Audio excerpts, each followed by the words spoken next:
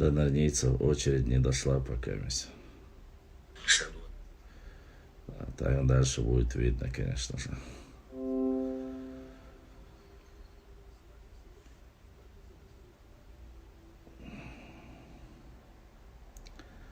Ой, пока Чурк Совинов. Джузи, что имеет свой малый рогатый скот. Немножко непонятная ситуация, конечно, с данной проблемой. Говорить-то можно все что угодно, но, как говорится, так, Китя уже освободилась 42. Походу, ты лучше Джузи знаешь, что у нее есть. А почему все думают, что я избил именно экологов? Я вполне себе мирный человек.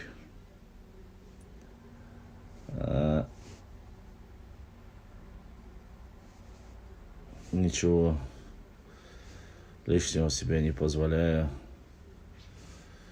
Поэтому не надо думать плохое. Все добавьте на уши. Ну, как говорится, не без этого. Травмы бывают всегда, бывают везде. При любой работе, правда, не застраховано. Ну, ничего. И дочь, когда проветрила я немножко, наверное. Но это нас не остановит. Да, ну, ага, ой, болбаш, дина, буса, болбаш, помогите, спасите, Боже. Ой, бол, дахур, бухой, иншаллах. Проблемы, кто желает, может зайти, отправить запрос. Я приму в прямом эфире. Главное, чтобы человек был готов показывать свое лицо. Хотя проблема шумдать, а так в строю, как говорится. Ну, еще роликов, наверное, 10 осталось у нас выезда в горы. Я их буду чередовать с другими. Вы посмотрите, не пропускайте, потому что там каждый ролик что-то новое. Это однозначно. Сегодня я уже вам показал петроглифы с внутренней стороны башни, с внешней стороны башни, что они обозначают. Интересно еще, как говорится, впереди. Не так много, но есть.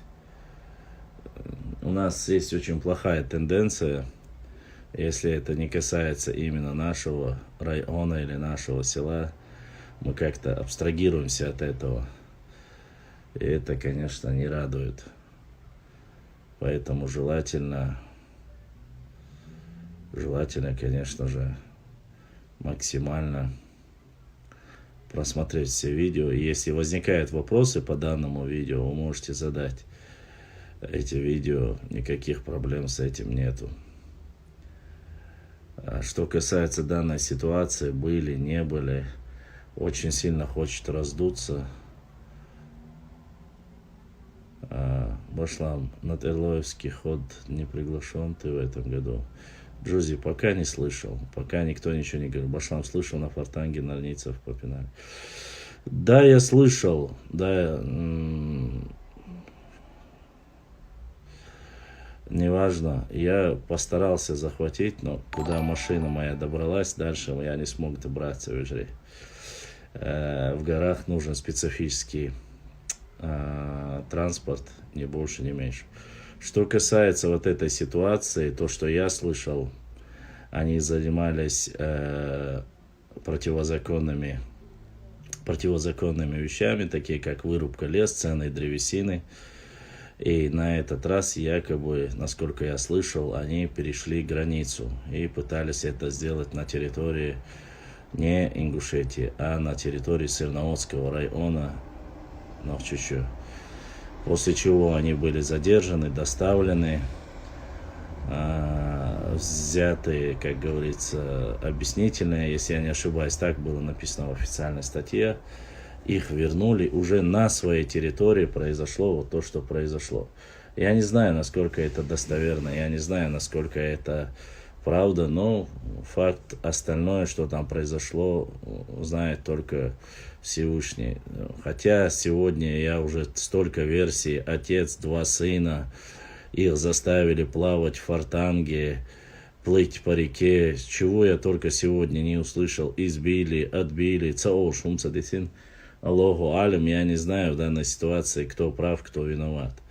Знаю одно, что наши сотрудники в любом случае переходить в фортангу не стали бы, поскольку там идут восстановительные работы, поскольку там идут строительство дорожной, как говорится, дорожного полотна.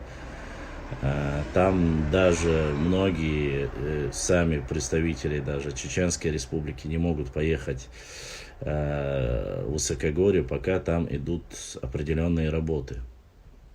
Что там произошло, как это произошло, почему это произошло именно тогда, когда люди начали говорить, договариваться какими-то странными образами, и именно перед политическими выборами вот эти выпады, вот это стравливание идет, ну, кто зачинщик всего этого и что под этим подразумевается, я, конечно, не могу никак понять.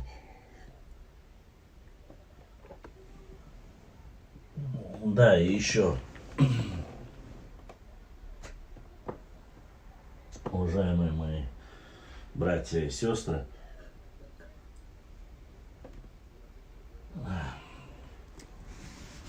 прибыла наша удочка.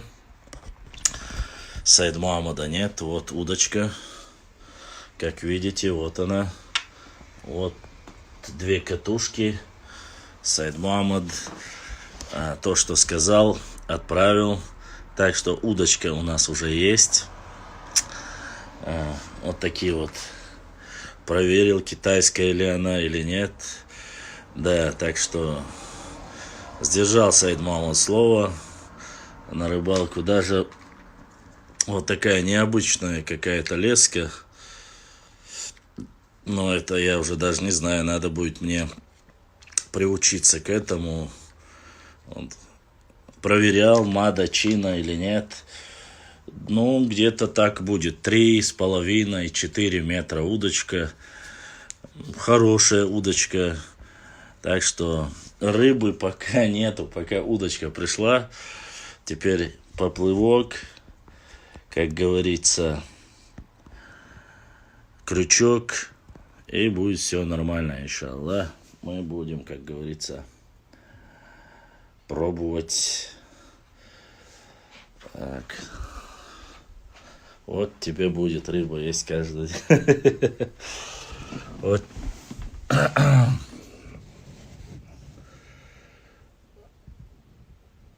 Главное, Макар, чтобы рыбу поймали. Башлам, брат, давал, у тебя полный комплект. Кофемашина, фотоаппарат и удочка. Да, можно фотографировать, ловить рыбу и кофе пить. Так что, да, есть такое дело. Но ничего. Фотоаппарат я, честно сказать, уже выложил давно. Никак не могу продать, хотя я ее не по такой дорогой цене продаю. Надо продать и собрать остальную сумму, купить нормальный фотоаппарат, который можно было бы, мне не пришлось бы по кускам выкладывать, можно было спокойно часовые видеоролики выкладывать в Инстаграм, с этим проблем бы не было. Но, к сожалению, пока мы в этом ограничены. Ну да, ага, потихоньку. Хулуш, хулабах, бабин, дадин, верта, цунейдайна. Будем надеяться на лучшее. Поэтому, Тигр, я понимаю твою озабоченность.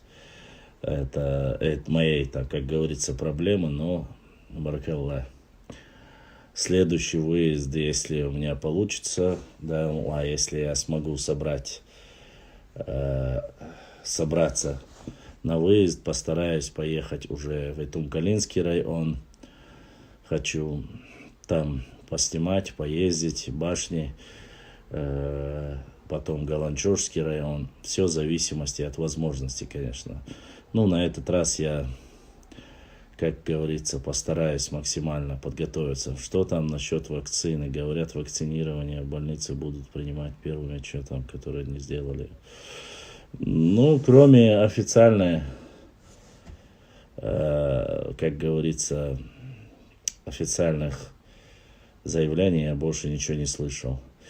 Авдаева, к сожалению, сестренка, твое имя я не знаю. Это, как говорится, валейкум салам. Избытки работы, так сказать, издержки работы. Да, я то ли продул, то ли от чрезмерного. Валейкум салам, Коригов. Валейкум салам, Саваш. Имам дается ревежри. Заживет, как говорится. Не бывает так, чтобы цаама дочь, тем более больше таганте. Все к лучшему.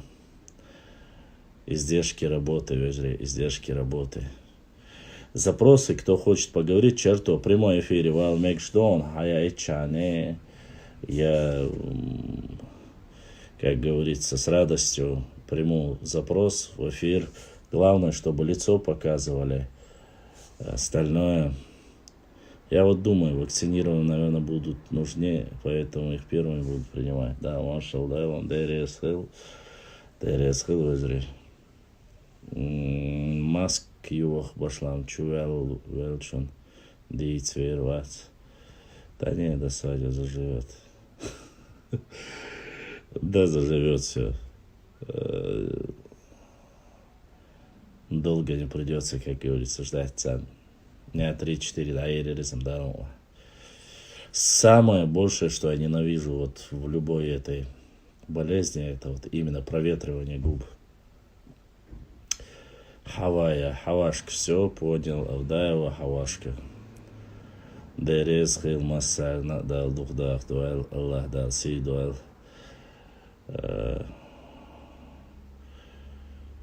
Не переживайте, все хорошо. Думаю, семга бы до меня не дошла от Сайд Магомеда Цундера. Удочка это уже большой плюс. Катушки прислал тоже хорошо. Осталось дело за малым. Крючки, леска, поплавок, и все, мы готовы в полном боекомплекте. Шум здесь, дети везде, детсад сегодня. Ну, как хочешь, брат, разница яйца. Хилер Куду, Назранер, перекресток или Ассаламу алейкум, ва алейкум салам Амагов, ва алейкум салам ва рахматуллахи ва баракату вежри. Массерга, саламу аршалду. Так что ищет хамаш тухшун.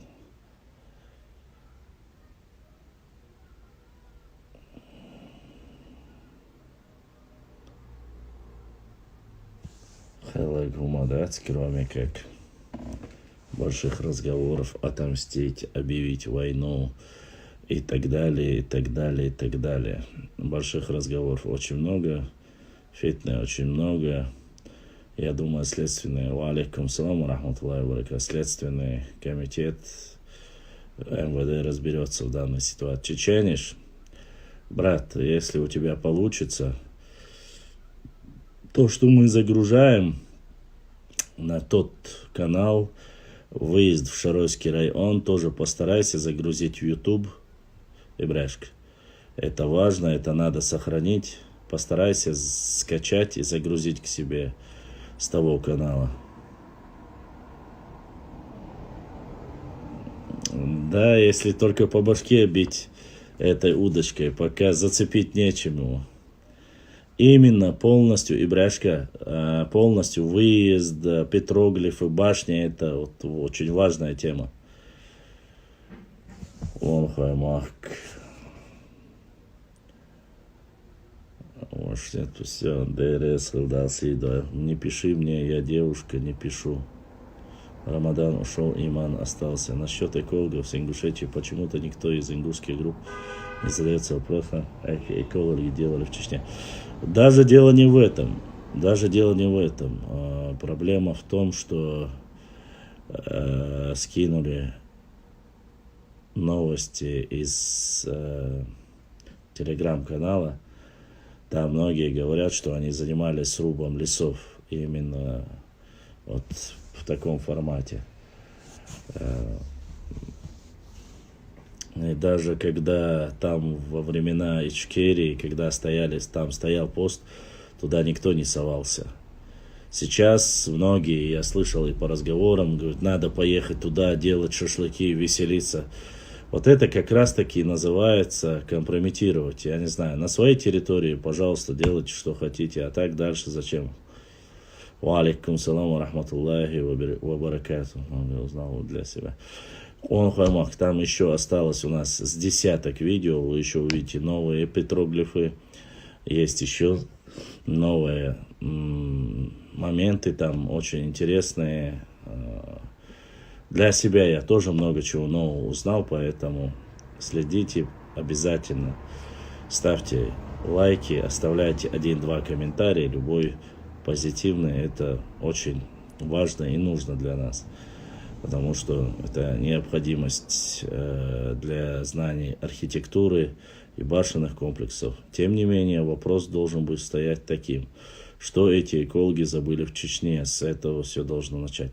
Я, честно сказать, этим вопросом для себя задавался. Если эти экологи нарушили границу, это уже проблема. Я не знаю, снова же, насколько это достоверно. Где была машина, там, как якобы они говорят, сожжена.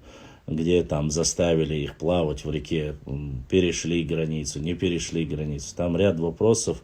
Я думаю, следственные органы разберутся, и МВД разберется в этом. Тем более, если это было еще 5 дней тому назад, значит, не все так просто. Вот. Кто-то попытался на этой теме немножко хайпануть, и сейчас раздувает из-за этого, настраивая все больше и больше друг против друга. Никого не убили, говорят, избили, есть там побои. Ну, где видео? Вы же любите всегда видео. Обычно все закидывают. Вот, поэтому, может, нам расскажи про Хавана Терлоева. Пока рассказывать нечего. Материал очень мало, скудный материал. Поэтому абреков много. Про абреков, вы знаете, не столько абреки, это все-таки внутренняя тематика нашего региона. Меня больше волнует история всего народа. И кто что сделал для народа, это важнее по мне. Поэтому внутренние вопросы я оставляю в основном. Мне просто почему-то кажется, эти провокации делаются с целью развязать большую беду. Если учитывать пророчество некоторых индусских троллей по третью чеченскую, я не знаю, поверьте мне, если таковая и будет, она будет не в лучшую сторону, потому что войны не будет как таковой. Я думаю, что в конце концов, чтобы вот это прекратить, они сами дождутся, что упразднят, объединят в какой-нибудь Кавказский регион все 3 республики. Они, может быть, пытаются сделать это. Я не знаю, честно сказать. Здесь я не сторонник вот этих вещей. Снова же нужно дождаться официального заявления. Официальное заявление от МВД. Я его пока как такового не слышал. Если вы слышали, можете зайти в эфир, рассказать что да как и пояснить. Я не знаю, походу только когда сайт заходит в эфир, нарнийцы приходят вместе с ним, они его любят, походу. Вчера их было где-то с десяток каналов. Что эти панику раздули, где нет доказательств, ведь сами на наших пацанов нападают на соревнованиях, а про это молчат. И да, есть ряд этих проблем, конечно, но даже если объединят, им дали выявить самих себя, то есть вы сегодня узнаем, кто ненавидит чеченцев. Третья чеченская спровоцирует ликвидацию. Можно много, конечно, чего увидеть. Мы надеемся на лучшее. Но порой проблемами кавказских регионов в основном становятся сами эти регионы. Если мы будем умнее, мы просто будем развиваться, учиться, не доводить дело до края. Если дойдет до крайности, неизвестно, чем это все закончится. Нужно это понимать, нужно это знать. Вот. А так, конечно же, разговоры, ни больше, ни меньше.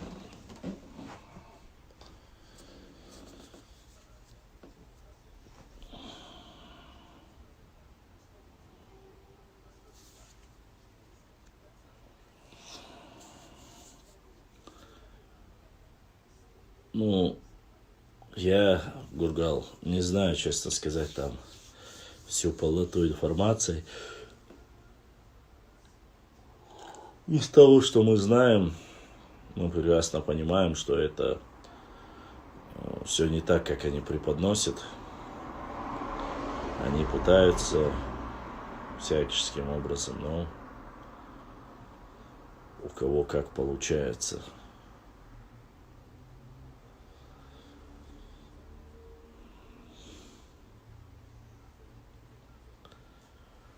Вот.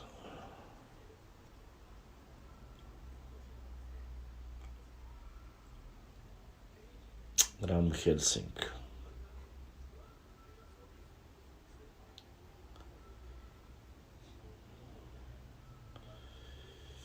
Штамаш Духшун.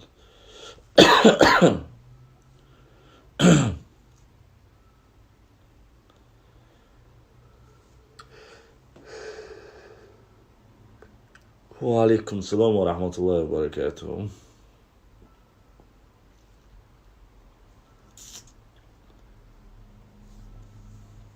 Ва алейкум салам. Да, потихонечку. Дарахкам дохку дар дейлаетамц. Кегер бушун вая. Кегерам дабул белшайн дуин дабарар.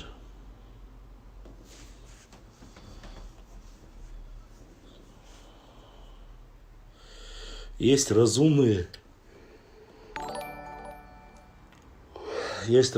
люди, конечно. Разумные люди не будут доводить до конца. Тема про усиление орства уже обсуждалась. Усиление орства? Я что-то такой темы не знаю. Усиление орства отдельно темы нигде не было вроде бы. Там выселялись не только орства. Выселялись 5000 семей. Вот. Из этих 5000, 1500 были орства. А 3500 были нохчи. Это мухаджирство называется, чеченцев. По отдельности оно не было. И они все вместе ушли. Если бы по отдельности были бы только орства, тогда бы можно было бы это говорить. А так, я думаю, всем понятно. А тем, кому непонятно, например,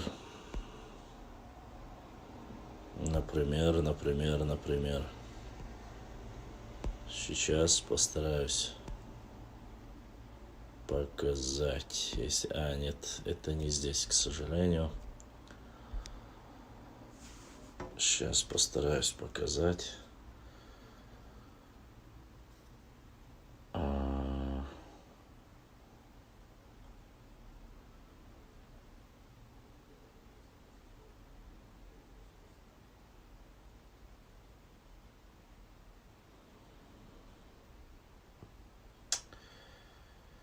Сейчас постараемся показать. Да, это.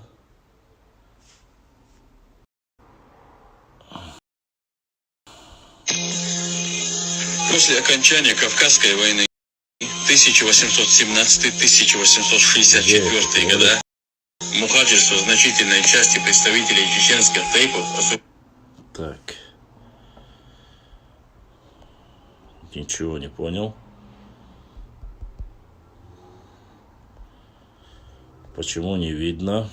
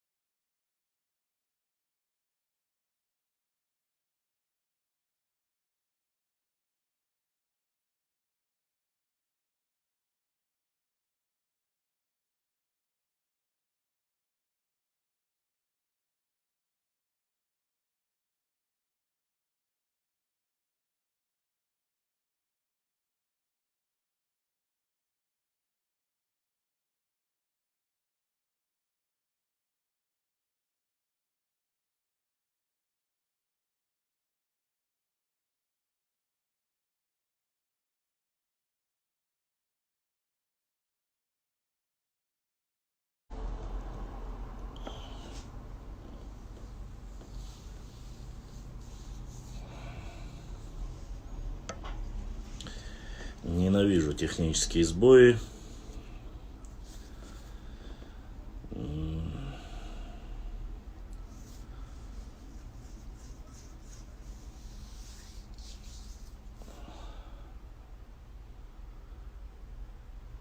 Ну, надеюсь, что мы, салам алейкум, башлау алейкум, салам захат, нормально, держимся, живые, здоровые. Немножко губы проветрили, а так пока все нормально. Надеюсь, что будет лучше. Кстати, я хотел бы сейчас как раз таки показать один видеоролик.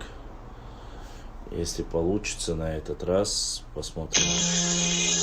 После окончания Кавказской войны 1817-1864 года мухаджирство значительной части представителей чеченских тейпов осуществлялось в рамках общего переселения 1865 года в связи с завоеванием Северного Кавказа Российской империи.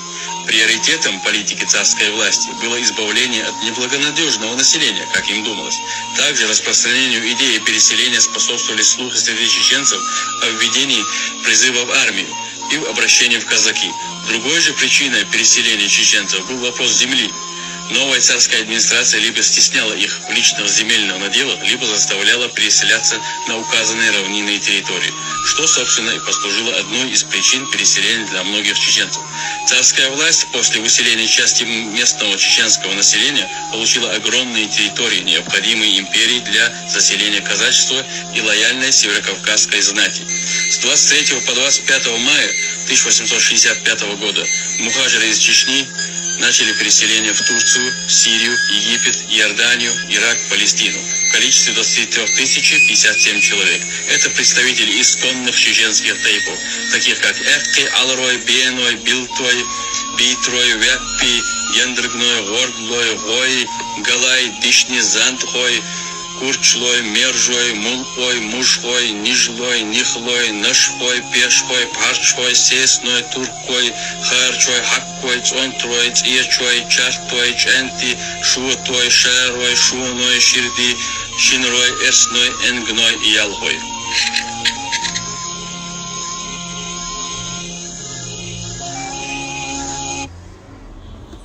Но я думаю, теперь вопросов о том, кто был на самом деле выслан в 1865 году, ни у кого не возникнет вопросов, в том числе и по Кундухову. Только Орство этого не понимаю. Почему? Еще раз. Ролик не Орство сделали. Это раз. Это сделали общие чеченцы. А во-вторых, почему другие не делают? Потому что это общая история, а другим отдельно не надо делать. Ты представляешь, если бы адыги бы сказали депортации, там, не знаю, шапсугов, все, отдельно. Или отдельно депортацию кабардинцев. или отдельно там депортацию убыхов. Вот просто сделали, сказали, вот одна депортация, которая была трагическая для всего черкесского народа, они бы взяли бы и поделили бы его по обществам. Правильно ли это будет? Конечно, нет. Поэтому это трагедия для всего черкесского народа в данной ситуации. 21 мая. Для нас, как для чеченского народа, это общая трагедия. По отдельности его отмечать или не думать о нем нельзя. Я сделал ролик, я выступил еще 23-го, отдельно сделал ролик. И по всем чеченским пабликам, что 23 мая это трагедия для чеченского народа, Нохчи народа. И там перечисляются все тайпы. Что кто-то об этом вспоминает или не вспоминает, но это считается все-таки немножко, если говорить с точки зрения истории, Албаков, Мурат, переселяли 100 семей. Из 5000 чеченских и 100 семей ингушских. Но ингушские вернулись, кажется, в основном вернулись там. Вроде бы говорили, что было подано прошение в Петербурге, и ингуши вернулись. Не знаю, не все, конечно, но вернулись. Что касается Орстхой, мы их отдельно не считаем. Это мы считаем частью своего народа, поэтому они идут в ряде всех остальных, конечно. Нет, не вернулись. Ну, не знаю. Истории говорят, что вернулись, ты говоришь, нет, не вернулись. Тут, конечно, я не могу судить. Ну, там написано 100 семей, там есть прошение, подали в парламент о возвращении ингушей и карабулаков из атаманской Турции, на что карабулакам якобы было отказано, а ингушам было позволено. Это рассказывали ваши же историки. Не знаю, насколько это достоверно. Правда? Нет, я не могу сказать однозначно. Было это, не было, не знаю. Знаю, что многие чеченцы, которые из перебравшихся из 23 тысяч, там было 6 тысяч, если говорить к обществу Орстхой, а так общее количество всех Нохчи было 23 тысячи.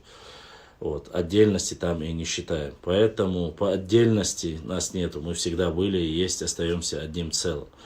Что касается, что одни отмечают, другие не отмечают, но это тоже неправильно. Вот эта тенденция делиться, делиться во время депортации, вот вы знаете, да, я тоже общался, я в прямой эфир выходил вместе с ними. Общаться я со всеми, и с Иордании, и с Сирии общался, и с Турцией общался. Никаких проблем с этим как бы нету. Тенденция, вот 23 февраля начали тоже отделять друг от друга. То есть начали 23 февраля депортировали ингушский народ якобы. Не было отдельного ингушского народа. Депортировали чеченцев, ингушей. Если бы в один день депортировали карачаевцев и балкарцев, вы думаете, они бы сказали депортация карачаевцев? Нет, я не думаю. Я думаю, что в данной ситуации они бы сказали депортация карачаевцев и балкарцев, если бы это было в один день. Вот. Снова же я привожу пример адыгов, братьев адыгов. Адыги, они же не делятся. И черкесов, они говорят, это трагедия для всего черкесского народа. Ва алейкум салам. Возникает вопрос, почему хватило ума и мудрости у адыгов или черкесов говорить, что они один единый народ и что это трагедия для всех них 21 мая. А у нас, к сожалению,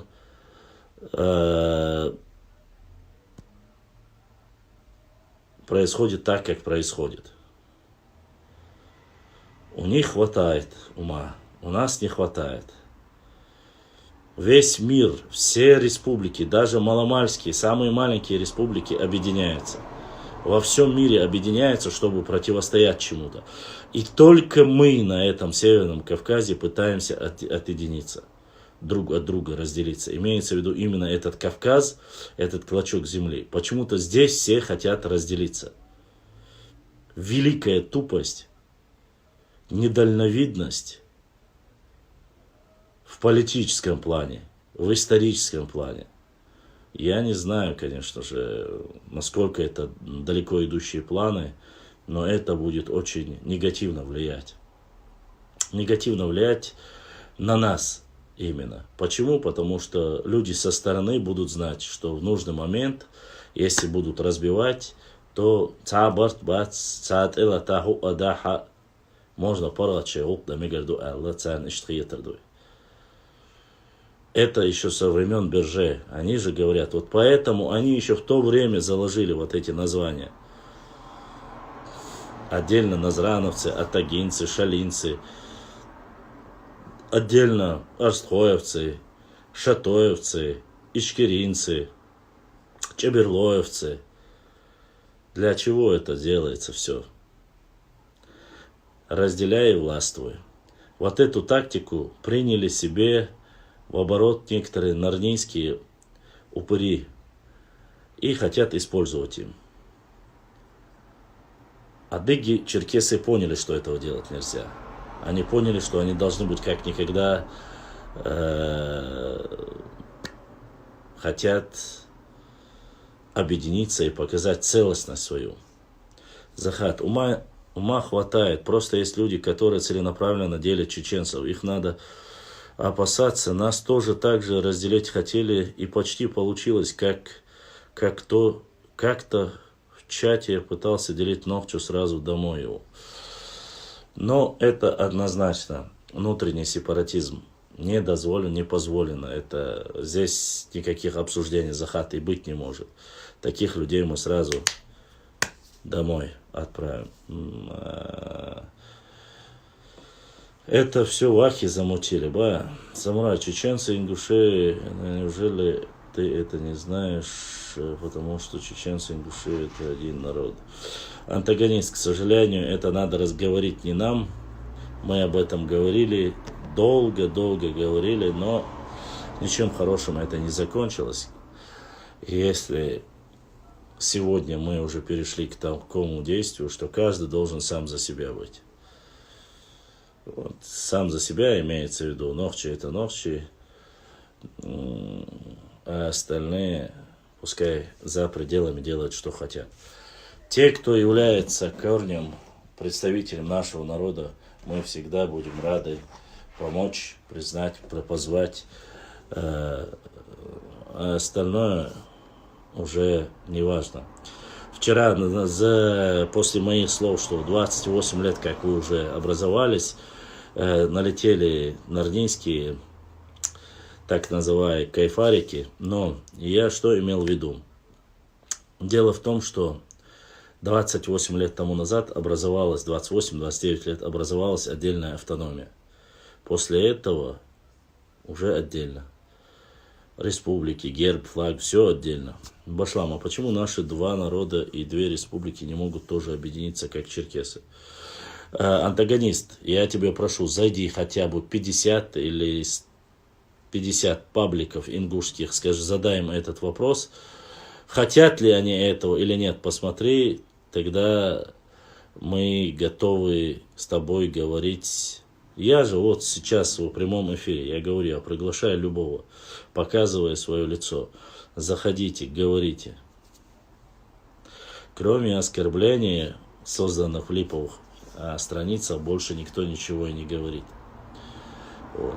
Поэтому люди уже тоже не хотят. Сейчас по этой теме, которая произошла, якобы экологи, которые пошли именно туда, где идет спорная тема по границе, где идут восстановительные работы, дорожные работы, пошли туда. И именно в этом месте, вам не кажется странным, пошли именно в этот клочок земли, там подрались, машину сожгли, там заставили плавать и так далее. Там. Почему именно туда пошли? Есть целая огромная республика Ингушетия.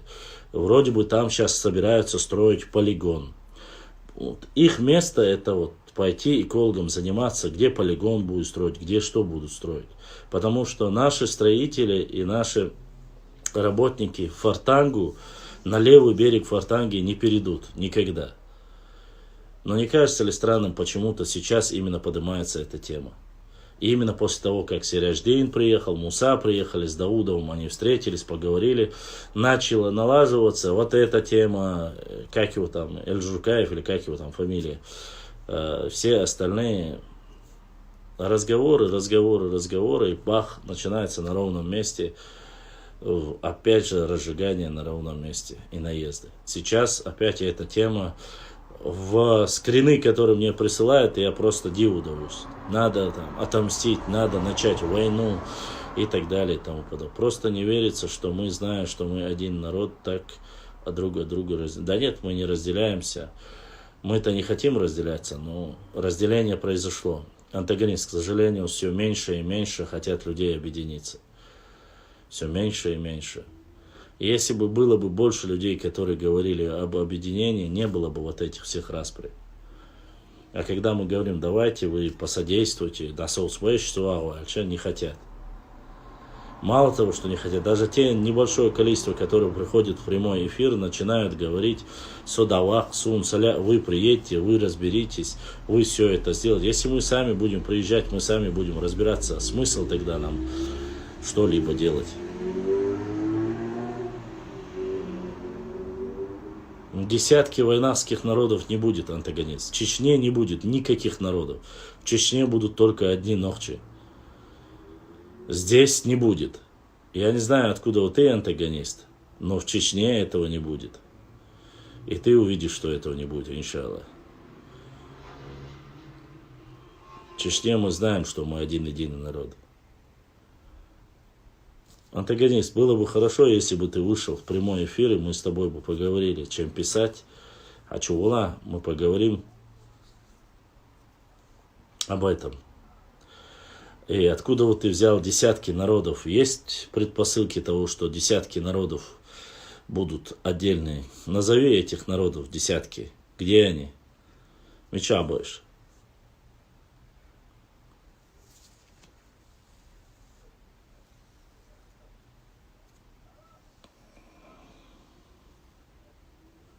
Алейкум салам.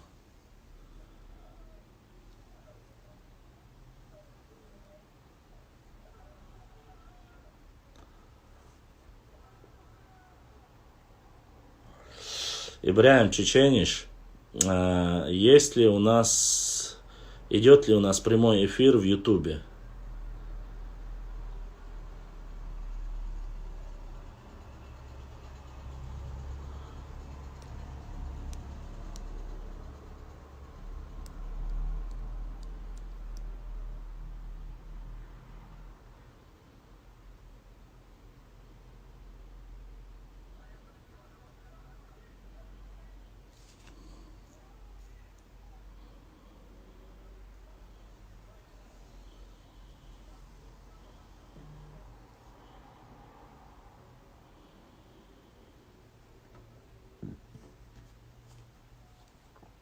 Нет, то, что происходит в Ингушетии, я туда не влазю. Я конкретно говорю, я имею в виду из этих делений, вдруг могут еще отделиться. Ведь ингуши тоже когда-то были с нами, как я понимаю, мы же были одним народом. Ну, мял у тебя, чеченец, в эфире сколько там у тебя людей? Ну, во-первых, что касается в Ингушетии, отделения Ингушетии. Предпосылки отделения Ингушетии были немножко, шли раньше намного. Еще с 70-х годов, 80-х годов. Отдельно Волжь. А сейчас Нохчи уже пережили 2 войны. Если во время 2 чеченских войн никто не отсоединился, никто не ушел, значит не уйдут. Да, Аллах. Это, как говорится, на это и рассчитано все. Что никто никуда не уйдет. Поэтому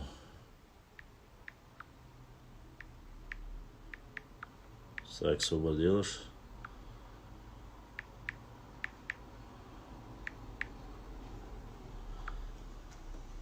Так.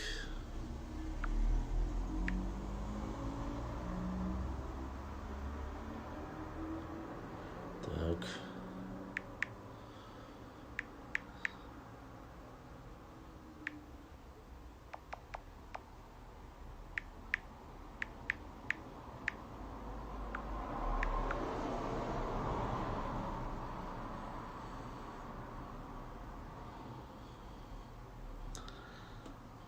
Готово.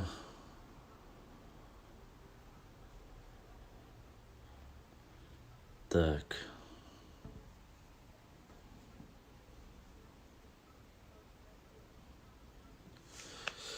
Антагонист.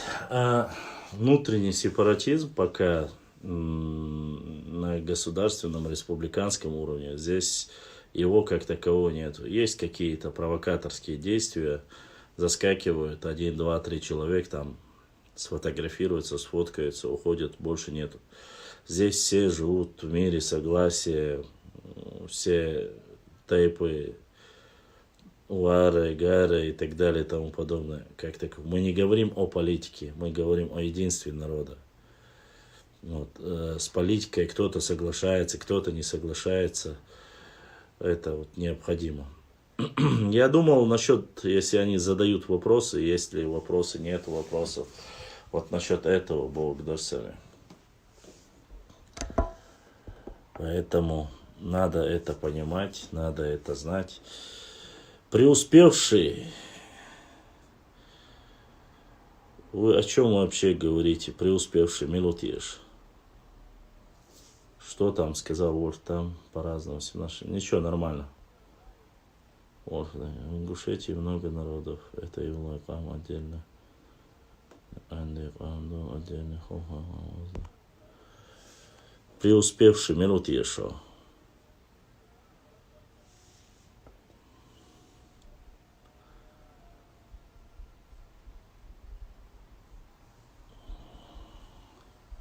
Надо понимать все это, и надо знать, как с этим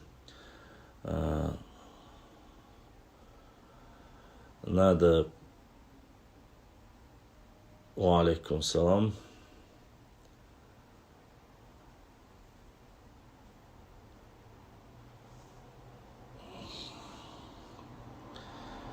Захат, ты здесь?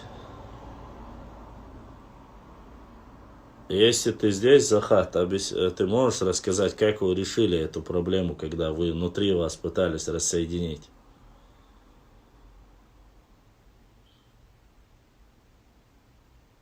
От Лас-Вегаса до Крыма. Бывает иногда вопросы, информирую их за него через донат или скидываю ссылками, чтобы прямо задавали. Все, понял. Понял. Ну, он несет чушь, ведь такого нет, зачем сочинять. В чем... зайди в эфир, все преуспевшие, зайди в эфир. Чувана, давай мы поговорим с тобой тоже об этом. В чем чушь, чего нету. Может, ты что-то знаешь больше, чем мы.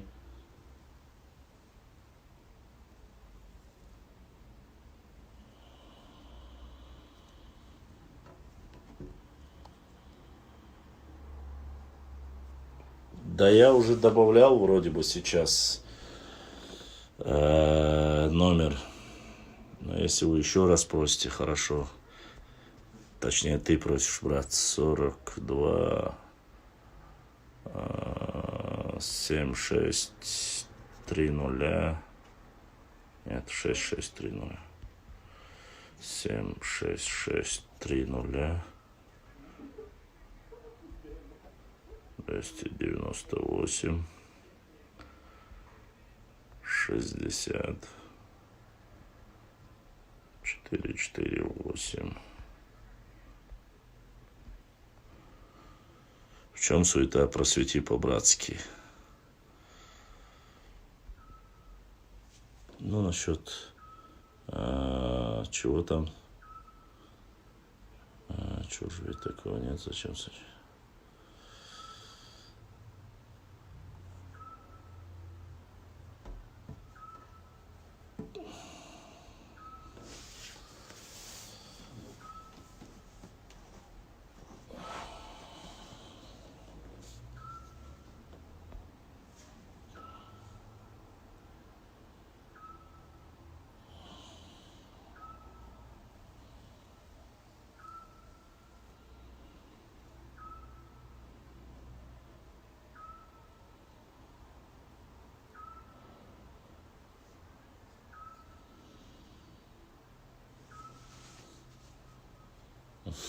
Кукушка, хо.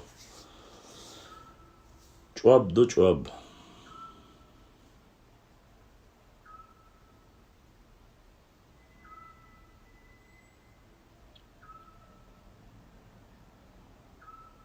Нет, это на улице.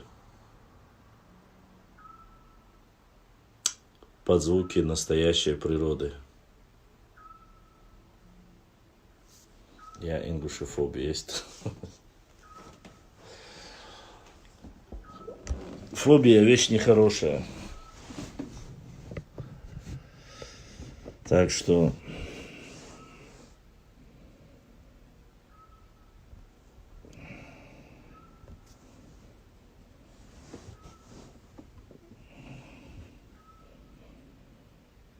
фобия вещь нехорошая.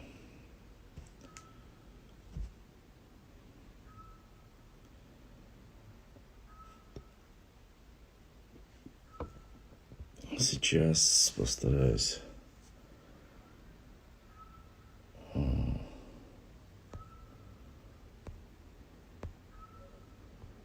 показать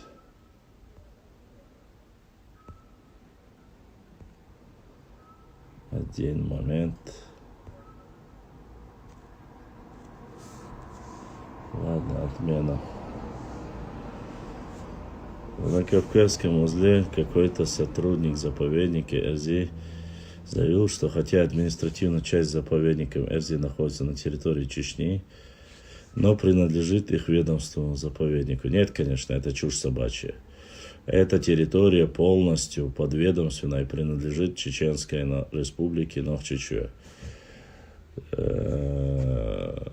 Поэтому тот, кто там на Кавказском узле что-либо писал, выдает желаемое за действительное. Разве не аннулирован? Аннулирован. Но чечен, все это чушь собачья, конечно же. Не верите, можете посмотреть по любым документам. НАСА нашла новую планету, и еще же претендует на нее название планеты. 95. Да.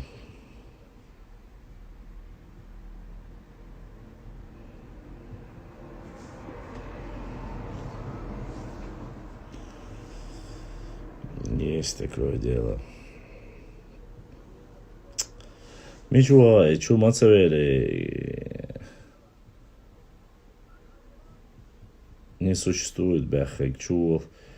Преуспевший чунцавяхо. Красота 2021. Султан Чеченец присоединился. Хавашка присоединилась. Так был этот инцидент. Не знаю, честно. Раяна присоединилась. В Ингушетии много народов. Ялай Гамду, Янди Гамду, Ваздай Гамду, Цхаура Гамду, Хулхуай Гамду, отдельно. Аллах Хамхуай Гамду, Тумгуай Гамду, Шаби Швайнах Буйжерим. Вольф 8216.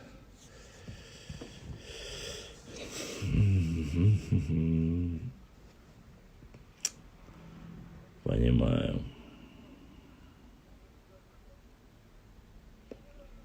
Сялхасан Бамба. Сайди, Цаня, Абова, Щубовчина. Но обычно, когда кто-то в прямой эфир заходит, они начинают сразу роли Чубовдыш. Сундер. Тогда я Таргимхо, представитель отдельного народа.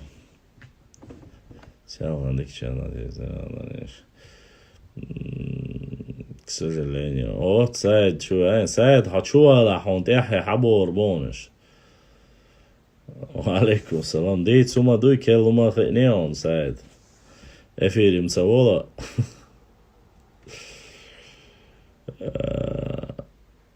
Халх 95.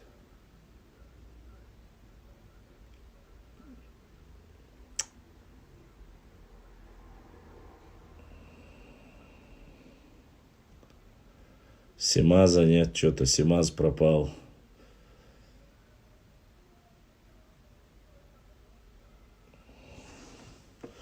Ты, говорит, создал новый канал, многие говорят, походу не знают. Я-то все равно всем закинул, сказал, что именно тот же самый канал с названием, просто добавьте лайв.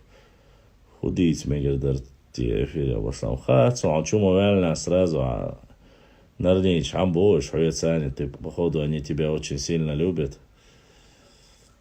Хац. Тут говорят, на Кавказском узле заявили, что хоть и земля принадлежит юридически Чечне, то де-факто она принадлежит Ингушетии, по высказыванию Шубах. Слышал такое, чтобы на документах было одно, а она... Про топономию Сванети и Аргунского ущелья ролик видел, Башлам? Нет, не видел, скинь. Скинь в директ, наверное, я не видел.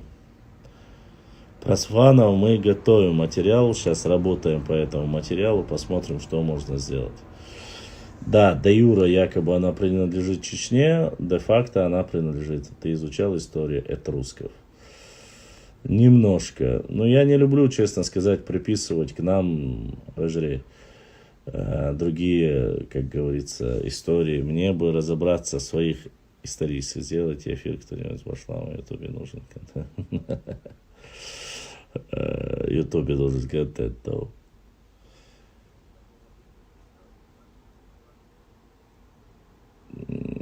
Мне, да, кстати, кто-то сегодня мне прислал, написал, что типа, как он мне сказал, между нами, для нас граница не существует, мы все граждане России, и куда хотим, туда идем. Я говорю, так вопрос не в этом, куда хочу, туда идем, здесь сейчас это не прокатит. Пойди куда хочу изучать или там, я не знаю, экологией заниматься, что же, Северную Осетию или в Кабардино-Балкарию или в Дагестан пойдут чеченцы и будут говорить, здесь это Моздок мы считаем своим, я не знаю, или часть там, не знаю, Ставропольского края считаем своими, Алдабо, наши экологи будут там работать. Насколько это будет правильно? Мы будем говорить, мы же тоже граждане России, а почему бы нам в Ставрополе там не покопаться и не сказать, что это были наши земли. Поэтому надо с этими вопросами, конечно, поосторожнее.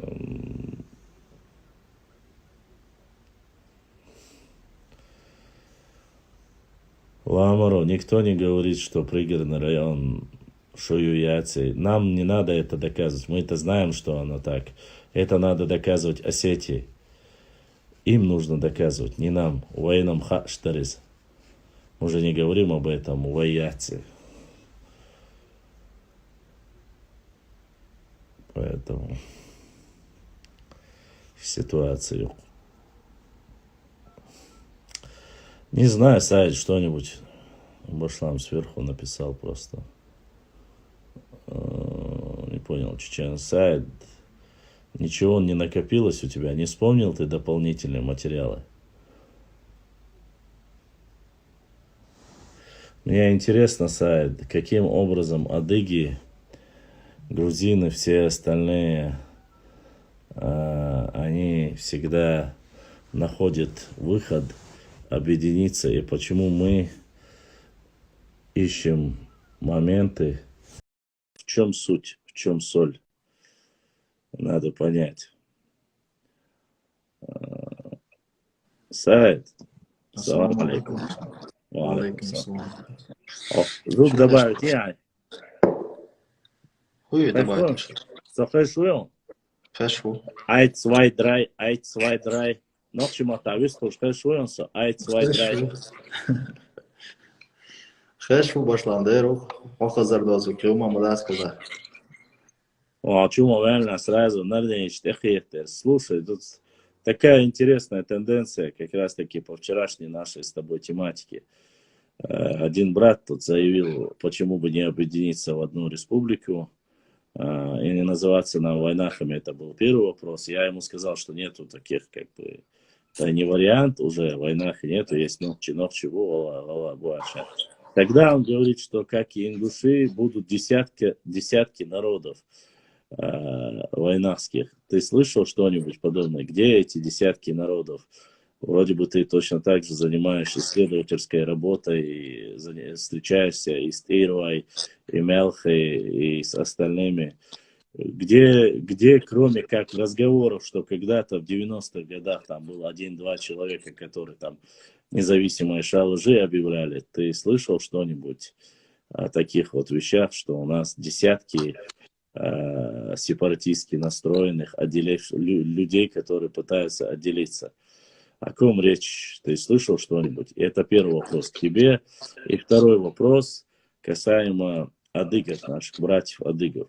Почему адыги, которые по всему миру разброшены где-то в процентном соотношении 90-95%, все себя считают одним единым народом, черкесами, допустим, адыгами мы будем называть, они сами себя адыге называют. Вот. Почему все они называют себя адыге, а такой маленький народ, как Нохчи, маленький народ, в кавычках маленький народ, пытается раздробиться и пытается раздробить. Как ты считаешь, кто в этом заинтересован и в чем реально суть проблемы? В чем таблетка, такая витаминка, чтобы понять, почему адыги и черкесы договорились, точно так же, которым... Я сравниваю, я могу тебе пояснить, почему же я взял именно адыгов и черкесов. Потому что именно этот народ пострадал, как и мы, в самой большой части, это раз. Он точно так же, как и мы, даже больше нас, мухаджиров, ушли. Ну, фактически, их-то заставили уйти. Нас-то можно сказать, что это добровольно, принудительно, война. А их вот принудили. Вот мне вопрос, почему у них это получается, а у наших не получается? Ну, если начать с конца, то, скорее всего, у адыгов не было той кучки людей, которая изначально была настроена на дробление своего народа. То есть та кучка людей, которая была обижена, откололась и, воспользовавшись помощью империи, решила создать народ, и их создание, их существование в основном имело цель просто противостояние чеченцам. То есть, будь то это разведчики, будь то это всякие доносчики, там, не знаю. То есть ты считаешь, что идея Дель Поццо и идея Ермолова до сих пор живет в этих людях? Да. То есть, несмотря на то, что в 19 веке нас всех назвали единым народом Нахче, были те, которых называли те же, допустим, в тех же записках Ермолова, Дель Поццо, были люди, которые назывались ингушевцами, ингушами или назрановцами, которые перечислялись как частью чеченского народа, при этом упоминали, что они враждебны чеченцам, их расселяли на наших землях. И, как бы сказать, вот, благодарность за это, их основная цель была противостоять враждебным чеченцам, чеченоуловцам, атагинцам, не знаю, можно там назвать карабулаков, шуртоевцев, ичкеринцев, ауховцев, без разницы. Участвовали почти во всех экспедициях, были всегда с царскими войсками. Вот эта кучка людей, которые я перечислил, этих провокаторов, возможно, такой кучки не было у адыгов. Или у них цель была, если даже была какая-то кучка провокаторов у адыгов, то их цель была, наверное, просто наживиться и на этом остановить свою деятельность. То есть они не продвигали дробление своего народа. А вот эта кучка, которая отделилась, выделилась в отдельную, как бы сказать, в группу царской поддержки, они имели конкретную цель не то, что поделить нас, но после того, как поделить или отколоть от нас какие-то там общества, сделать их, допустим, своими же. А вот эти люди, которые сегодня тысячами людей себя называют отдельным народом, это просто дети пропаганды. Дети, которые были выращены с этими идеями, которым по сегодняшний день внушают эту идею. Даже когда чеченский народ истекал кровью в 2000-х годах, эти люди писали, сочиняли, пытались нас, чеченцев, приписать то к нагайцам, кто кому-то кумыкам, то коварцам, что только они не делали. При всем при этом открыто они называли нас братьями, а тайно они писали про нас книжки. Мало того, что они писали их, они всячески пытались эту книжку прорекламировать. Допустим, даже вот эти всякие кандидаты наук, историки, такие деятели, как директора школ, разрешали в своих учебных заведениях изучать книги, в которых есть ссылки на эту писанину, на этот бред. То есть они всячески поддерживали. И не нашлось людей, по крайней мере, я до сих пор не видел, кто открыто порицал вот этих умственно отсталых людей, которые, как бы сказать, помягче не получится, наверное, обиженные чеченцами, когда они здесь работали сантехниками, там, не знаю, еще кем-то. В итоге, когда чеченский народ истекал кровью, эти люди наделали столько дел, даже в наше время, и выучили на своих вот этих брошюрках, вырастили целые поколения. Теперь мы сталкиваемся вот как раз с людьми, подвергшимися вот этой пропаганде. То есть вот это всегда было, получается, с приходом каких-либо там интересов на Кавказ. И они это продвигали, они это продвигают. И будут люди, которые будут это продвигать. У адыгов, альхамдуля, этого не случилось, этого не было, поэтому им хватает мужества быть единым народом. У них нет никакого высокомерия, кичливости по отношению к разным обществам своего народа. Они не пытаются какое-то более мелкое или малое общество обвинить в чистоте крови, в нечистоте языка и еще в чем-то большее, допустим, общество.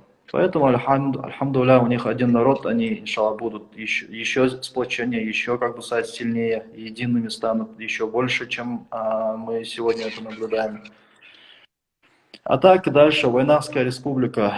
Во-первых, Вайнахская республика – это самая большая несправедливость, название такое, это большая несправедливость по отношению к настоящему этнониму нашего народа. То есть не было такого этнонима раньше, чем эпоха Яковлева, хотя слово «вэй», слово «нах» – это наши слова, мы их используем точно так же, как «цханах», «дикнах», «хазнах», «вайнах», «цернах», «гергарнах», «хирнах». Это мы используем, но это слово никогда в жизни, до тех пор, пока не появилась Яковлевщина, не являлось нашим этнонимом. Несмотря на то, что наши враги упоминали нас, даже враги нас упоминали под этнонимом Нахче, вот эти люди возгордились, люди пропаганды, дети пропаганды, они ни в коем случае это не примут. А зачем нам принимать войнавство, ради чего нам принимать войнавство, если эти люди не готовы? Зачем нам принимать выдуманное войнавство, если они не хотят исторически обоснованный этноним Нахче? Нахчи, Нахчо.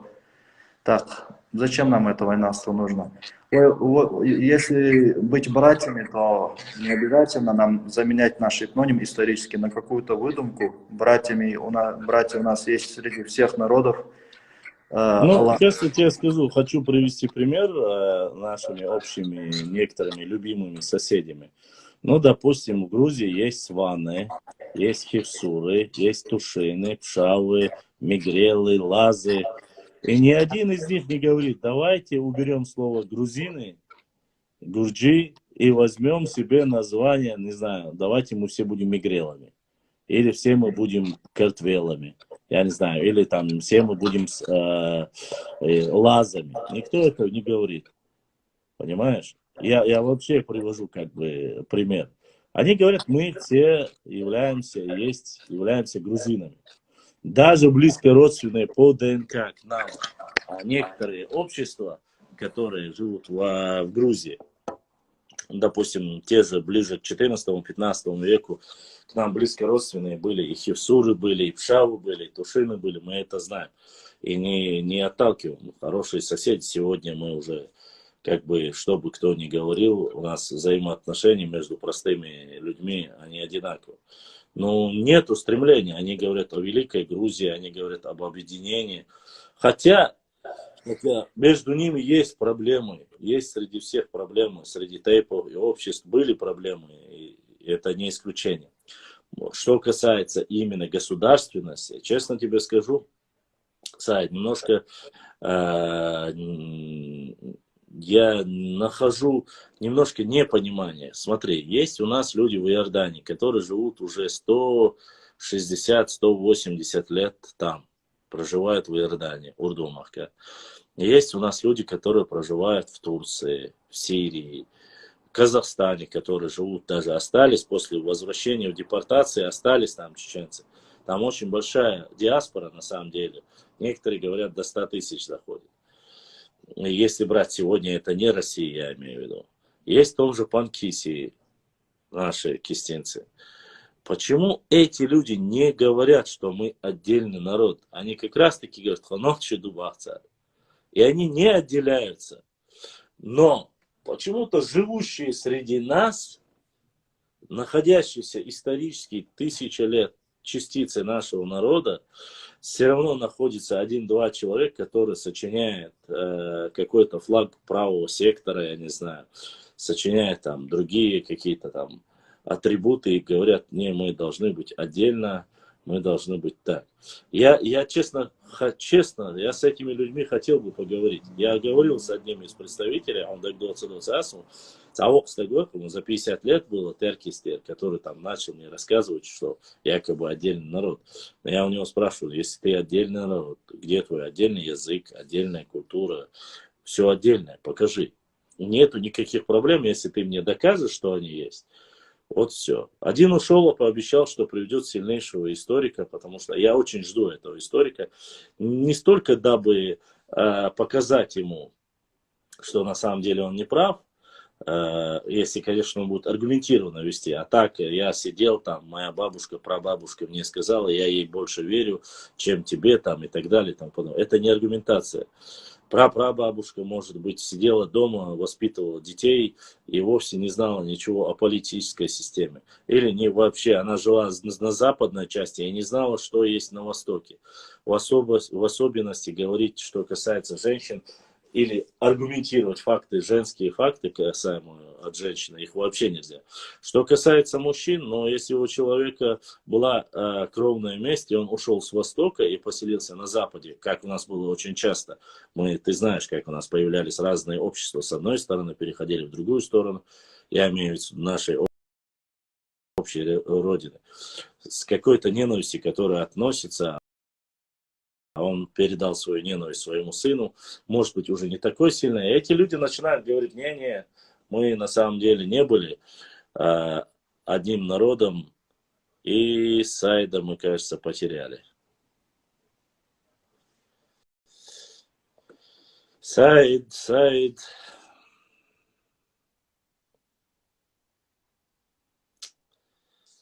Меня слышно? Вы-то меня слышите, видите или как? Что-то произошло с Саидом. Да, на самом деле, я бы, конечно, хотел бы пообщаться с такими людьми, узнать. Я честно скажу, разницы нету, с кем общаться, с какими людьми общаться. Главное, чтобы мы говорили культурно и делились как бы историческими моментами истории. Но я не могу понять утверждение некоторых людей, что мы делим, что мы пытаемся отделить, что мы являемся там националистами и так далее и тому подобное. Ну, доказательства же должны быть, прежде чем обвинять кого-либо в чем-либо. В чем отличается? Если мы говорим, что это слово, пресловутое слово, что ой, варидейшка, хэзэзвайн, 300 или 500 лет тому назад тоже можно было сказать. Хайнстагу, и Войнигу, и Сюлеву, и Черсиву, и Ребертлову, и Эльчана. И Войнигу, Войнехухар. Наш народ. Но не название война как нация. Но это абсурд на самом деле. И когда-то захотевший Мальсагов убрать более древнее название и привести новое, это, конечно же, Башлам, до чакдака, до чучунлат, к республике Ирюмяч, бокдац, ну это я уже говорил. Но чучуа, сепаратизм не пройдет. Кто бы он ни был. За это уже 2 войны закончилось. Резваться, это и довольно конечно, с любым названием, хоть можешь называть себя хоть турком, разницы нет. Поэтому за это я вообще не переживаю, не думаю, конечно же. Запрос.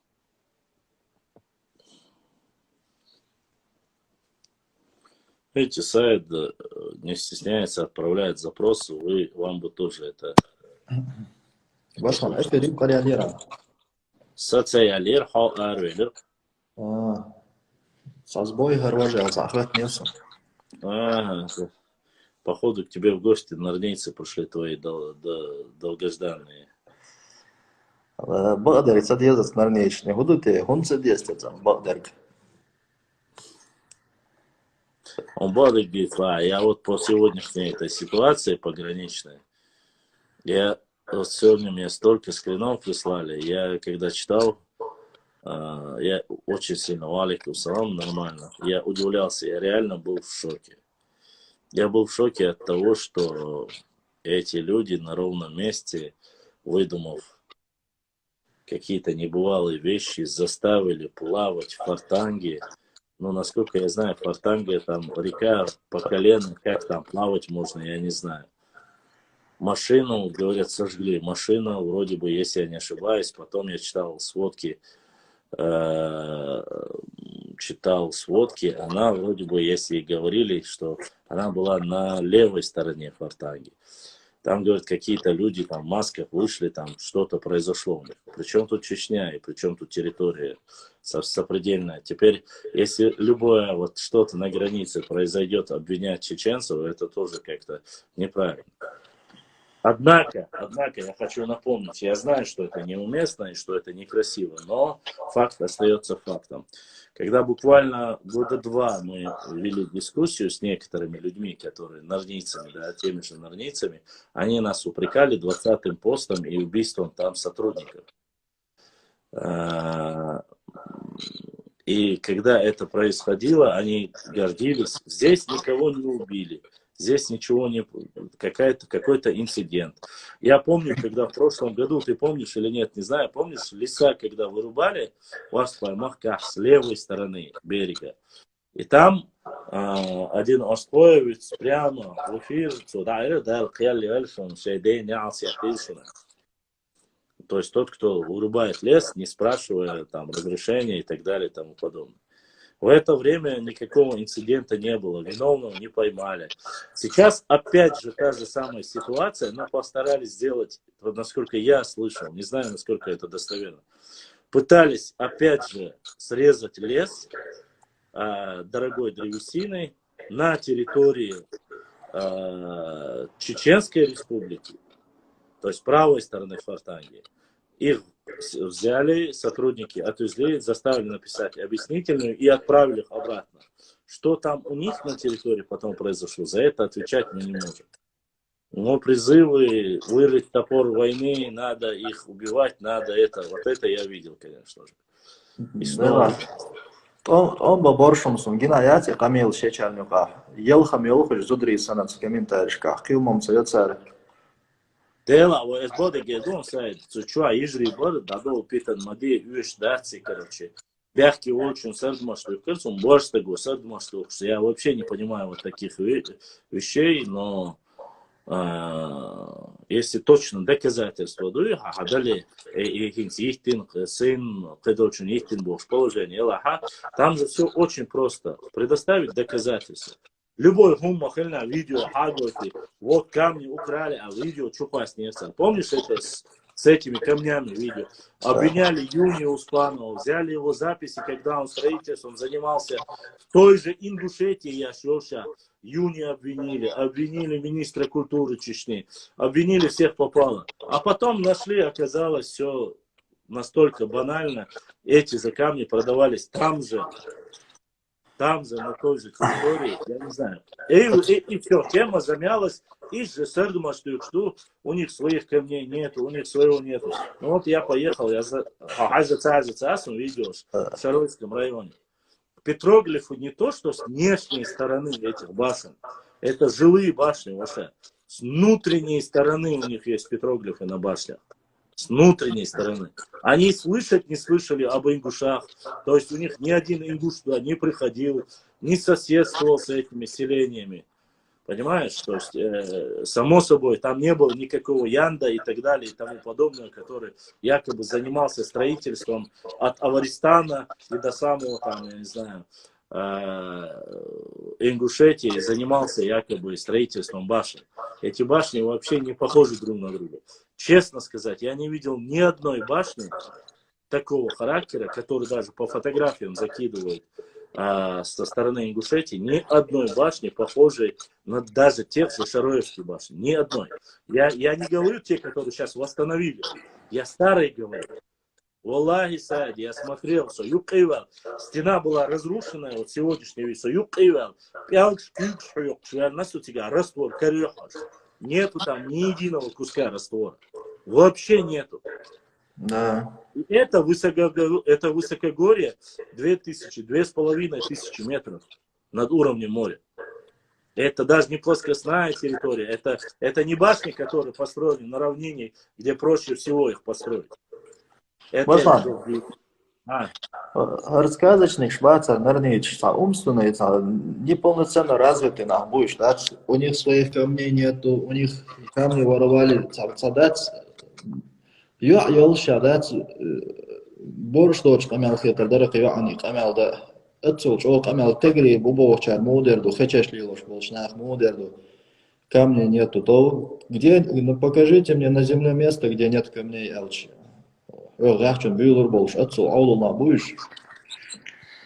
Камни есть, нету, адил хаус, дух юбоши, эти дух яц, адил хаус, гезри хаус, хаус яц, и хачи элнаш, и хамиршеш, ночи команд, и харцо полш, кидол камнаш алха, пытаясь нас очернить перед другими людьми, они будут вот так. Да, объявь ты хардон, гоем. За сегодняшний день первый донат от брата Русланбека.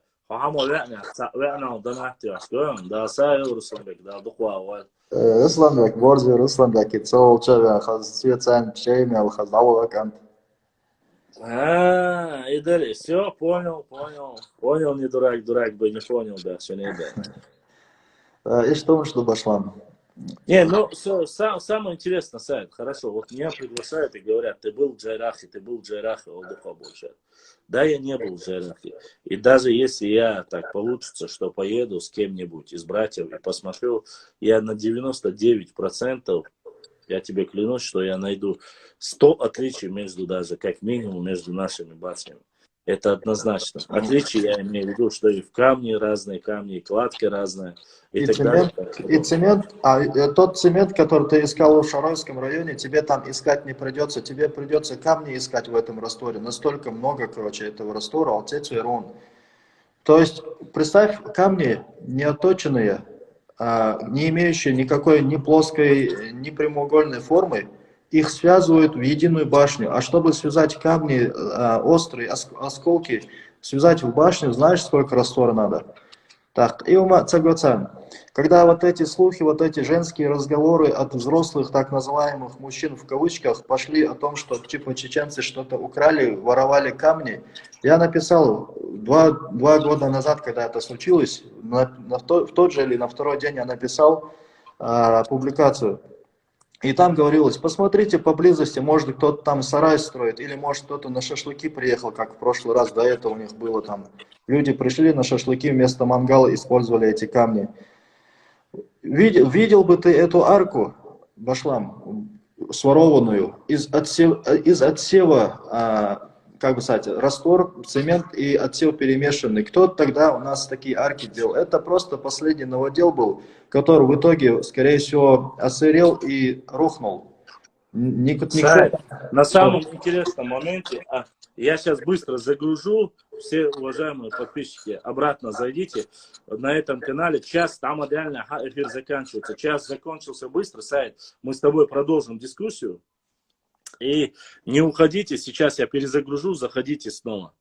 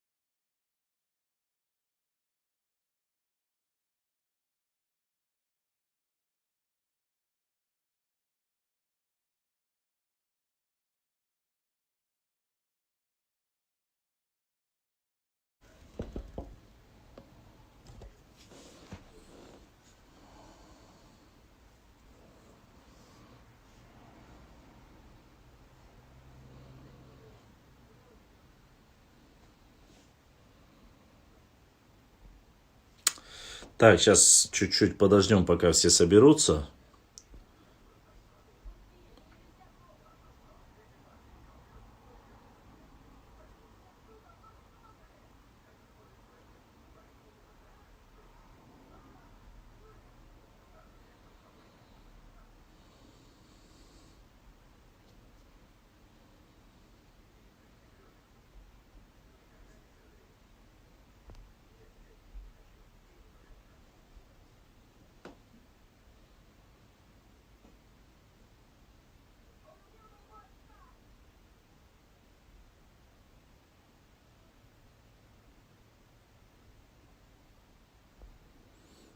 Так.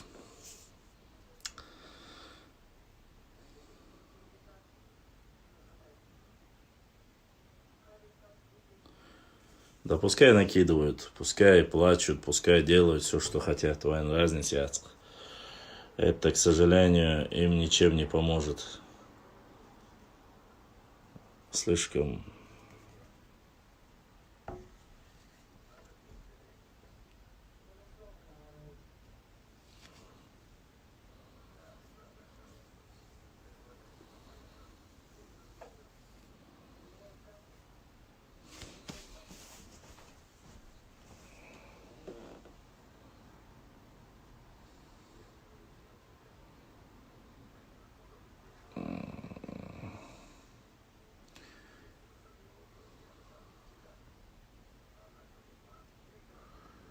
Это не поможет, Мусаст. Они могут кидать куда хотят с жалобой, но это не спасет их.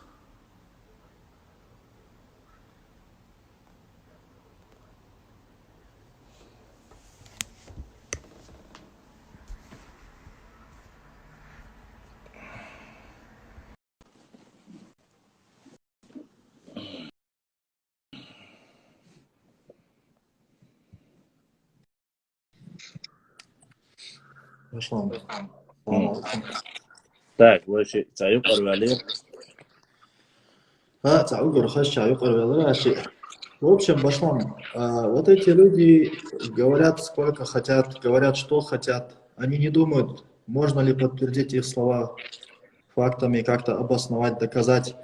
Им без разницы. Их главная, основная цель – это, во-первых, своих вот этих последователей, слепых последователей, им задурманить мозги, чтобы они не вернулись к своему корню, чтобы они не обращались к историческим фактам, чтобы они не знакомились с документами.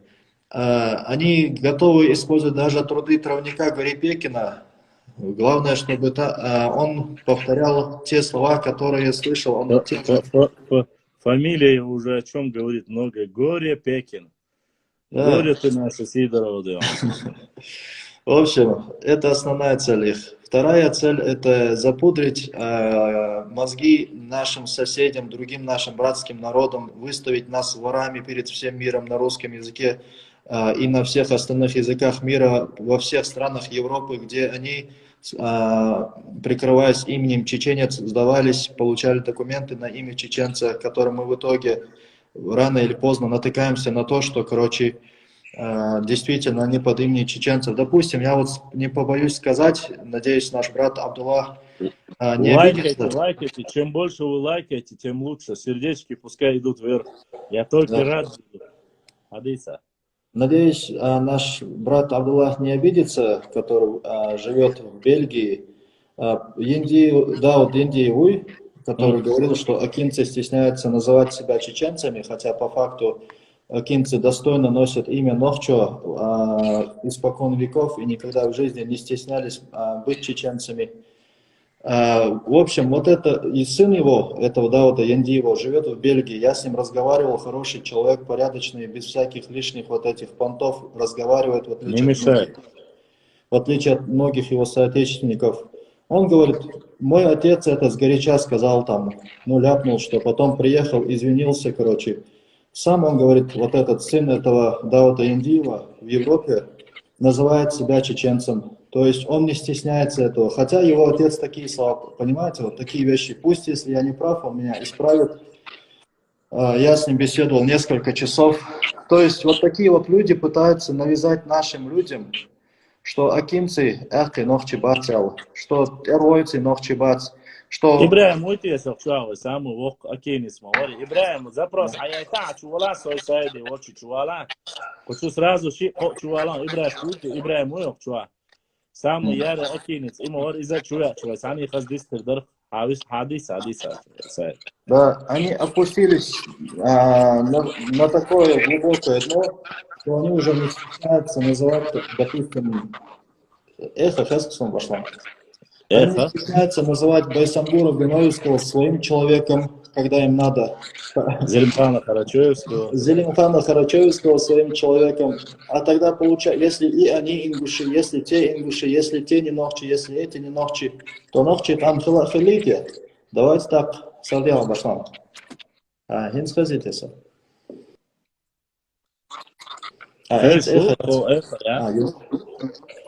Саю эхо. Дегдата башлам. Хуавал шварса.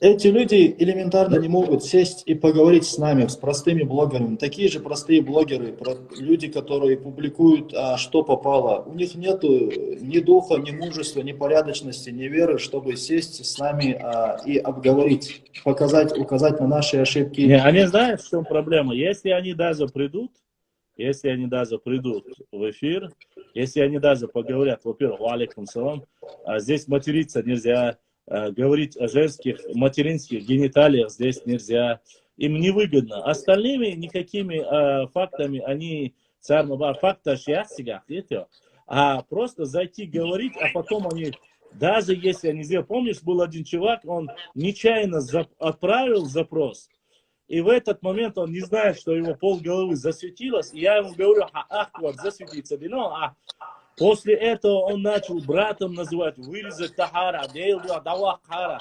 То есть вот такие моменты, он сразу стал нохчи.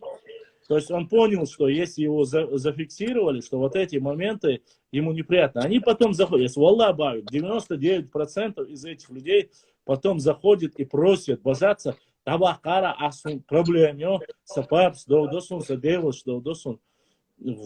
Ответственность. Можно, эфир можно, а я это без шерды. Эти люди боятся брать на себя ответственность. Мы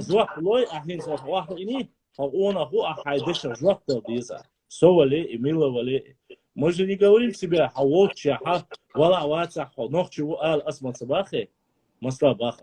я как Азамат не говорю, я докажу, что ты нохчи и так далее и тому подобное. Нет. Мы говорим, если ты говоришь конкретно, обвиняешь в чем-то, в воровстве башен, там, допустим, вы обвиняете, но наши башни не одинаковы. Сейчас, когда уже сказать нечего, когда произошла реконструкция, восстановили Хойскую башню, из-за своей гниля они начали говорить, что это Сванская башня, что якобы там аварцы... подожди, если у аварцев была своя культура, покажите аварские башни. Где они? Где эти аварские башни, чтобы вы сравнивали и говорили, вот это аварская культура или вот это другая культура? А то, что сваны, но до сванов вам переживать не стоит насчет сванов. Если у сванов есть какие-то претензии, сваны придут и скажут, ночи выжри. Я ишту, я выжду, масла бахасан. Даже в этом случае с Азаматом, когда Азамат хотел прийти к миру и призвать их, чтобы мы называли себя одним народом, ты же знаешь, как его проклинают, как его называют. Да. Хотя Азамат всегда говорит, мой номер здесь, Согара ушел, свяжитесь, я вам докажу, я вам покажу. Снова же я говорю, если даже они обвиняют, что там якобы мы не дробим, мы не просим перейти стать чеченцами, мы не просим стать там другими. Мы говорим, вот ты обвиняешь, что ваши башни, это наши башни, или что ты, зайди, обоснуй. Украли камни, обоснуй. Украли землю по границе в 2009 году, вы, или нет, обоснуй. Вот, не надо искать документы, копировать, ставить, у кого-то брать. Не надо там. Мы будем знать, что ты не гири, что ты не осетин, что ты не кабардинец, что ты не еврей, что ты не армян. Зайди, показывай свое личико и говори, сказал, что яру, со хайпану, ас ярабах, возьми, шунгуалхи, сунгарбахи. Постарайся поговорить, ведь мы же разговариваем на понятном языке. Да. В общем, лицемерные люди, которые ведут политику против чеченского языка, придумывая всякие поговорки или как там у них, скороговорки, при этом они братаются со всеми подряд. Их национальные герои, которые стали... Не со всеми подряд, у них есть определенный контингент. У них исключение очень небольшое. Брат Эльдар задонатил, Эльдар Дасаев, он поймах тоже может зайти. БР Шильди тоже, вы можете зайти, если кто хочет поговорить, задаться. Мне просто, вот знаешь, Сайд, самое что интересное. Мне интересно то, что вот когда мы говорим о дискуссии, ведь это же проще простого. Хорошо Шарой не граничит. Там башни абсолютно разные. Окей, я специально задал вопрос, есть ли мастера в Шаройском районе, которые строили древние башни? Нет, там вообще ни одной рукой даже не трогали шаройские башни. И Тумкалинские возьмем. И Тумкалинские башни, и Тумкали граничит. Галанчош граничит. Ну, почему в Тумкалинском районе абсолютно другой камень? Причем очень сложный камень. И башни опять же разные, имеется в виду, кладка сухая, фактически мало используется известковый раствор и так далее и тому подобное. В чем проблема? Я не могу никак понять. Башлам, если у них были бы факты, они бы давно пошли бы с нами на контакт. Они давно бы сели бы с нами за стол. Если им нужны были факты, Да, что, альхамдулилля, делай там сани. Ауди, аху? Нормально, ашу дал по-простому. Жарко, терпится. Понятно.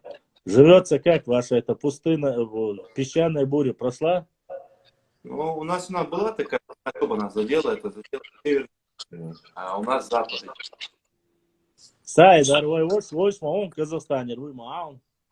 Декса Олсон дала дальше группа дала. Недавно, да.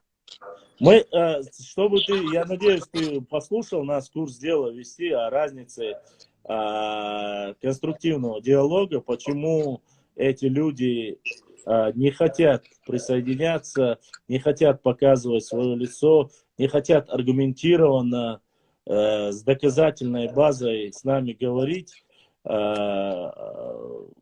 Башлам, я это слышал, но у меня такое понятие, если этой темы не будет, они не будут востребованы, эти люди.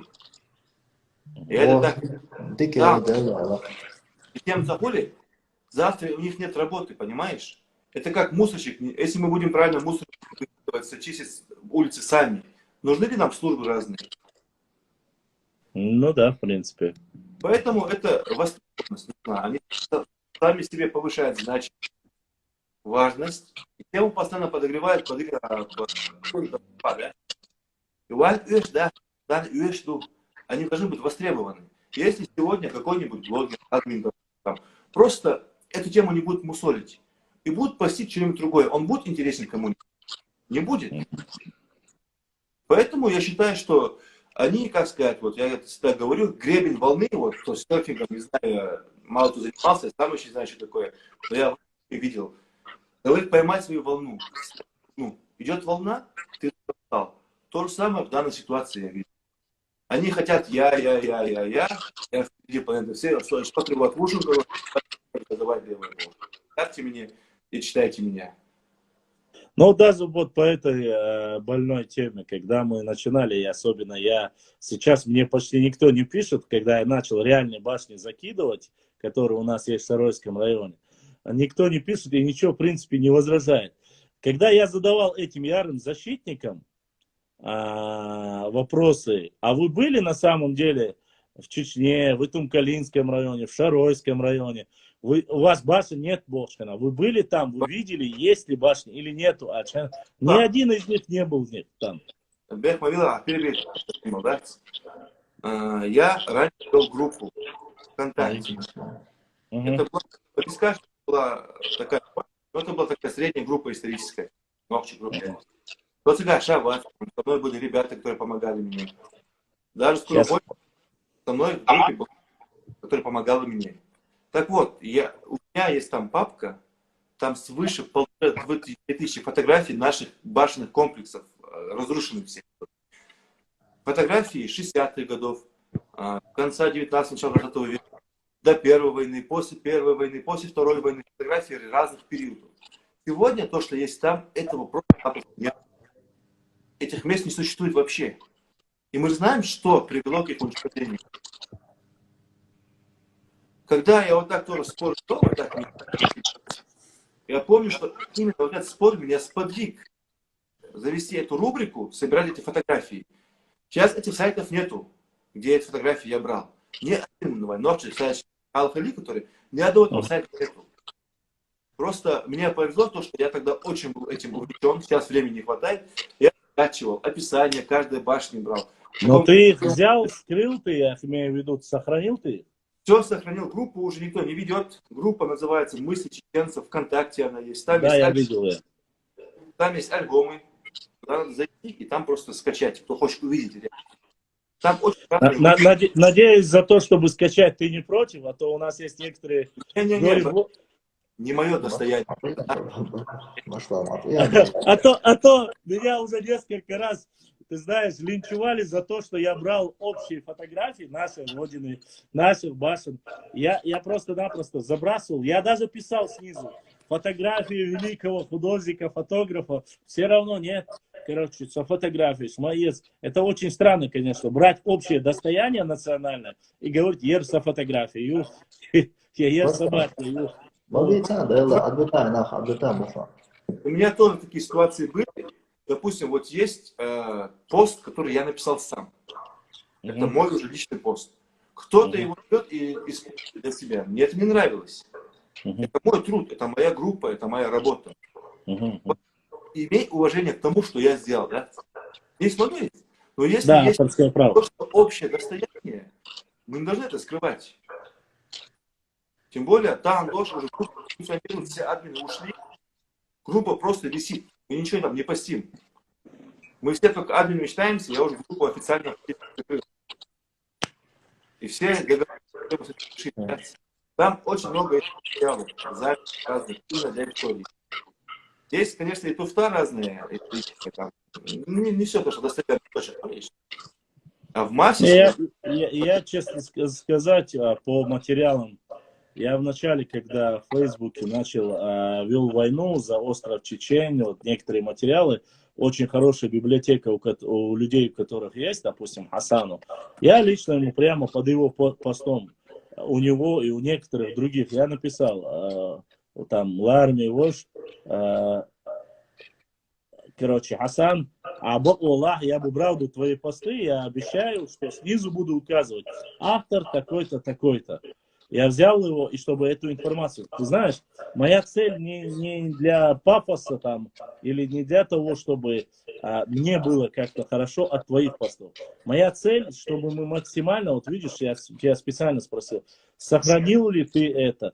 Если чем больше наших групп, как ты говоришь, раньше было их много, чем больше наших групп будет брать эти фотографии и раскидывать их везде, от нее есть больше пользы. Почему? Потому что завтра, послезавтра будут ли эти фотографии, допустим, старого Грозного, в основе своей старого Грозного фотографии сохранились у русских, которые когда-то жили в городе Грозном. У меня не вот понимаешь? Да. Поэтому я с этими русскими тоже даже говорю, они не возмущаются, они говорят, хаед. Но вот я понимаю то, что вот особенно Инстаграм ведет свою политику, и сайды, если ты берешь, если ты отмечаешь, даже отмечаешь. У некоторых сейчас людей есть такая привычка, хапьется видео, тикток, что хапьется. Но Инстаграм жестко банит и в бан закидывает людей, которые прямо с этими значками тикток загружают в Инстаграм ихнюю там, допустим, этот ролик. Это то же самое, это правило для наших блогеров. Никогда не оставляйте. Если эта компания или дочерняя компания друг к другу не привязаны, допустим, как Инстаграм и Фейсбук, ни в коем случае оставить значок и логотип там ВК, Одноклассников, ТикТок себе на блогах нельзя этого делать. Почему? Сразу же ваш сайт будет подвергнут блокировке, теневому бану. Вы даже не заметите это. Конечно. Вот как бы в этой ситуации. Сайт Вот если некоторые люди ведут какие-то исторические паблики или, допустим, ведут блог фотографа, то нам желательно, когда мы их материал берем, отмечать их хотя бы ради нашего народа, чтобы эти другие люди видели, откуда этот материал берется, чтобы они подписывались на того человека, чтобы они его мотивировали на свою работу. А сам же человек должен, наверное, в первую очередь думать о том, чтобы принести благо своему народу, а не известность своему имени. Поэтому, чтобы совместить вот это все, когда я публикую, я стараюсь свой никнейм не отмечать, хотя мне хочется, чтобы люди знали, куда можно возвращаться. Я не отмечаю для тех людей, которые не любят вот эти чужие никнеймы на картинках или на фотографиях. Но те люди, которые понимают, зачем я это все делаю, они, когда публикуют мои картинки где-то в других местах, они берут, подписывают вот это.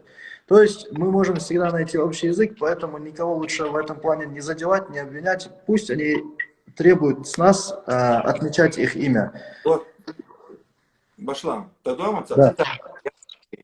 Имам Альбек Хаджи, он сказал, раз цитата была такая. Я да.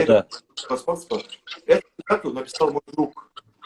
Да, я помню, ты мне говорил об этом. Да. Просто, он просто поставил фотографию Альбека имама Хаджи. Просто, ничего, не сказал, что он просто сделал. Сегодня с этим человеком спорят те, что это его настоящий цитату. Я автор этих слов. И до 15 года, да, получается. Фейк очень страшное дело. Да, но я хочу еще один пример привести. Помните, буквально года 2-3 тому назад была сильная тема.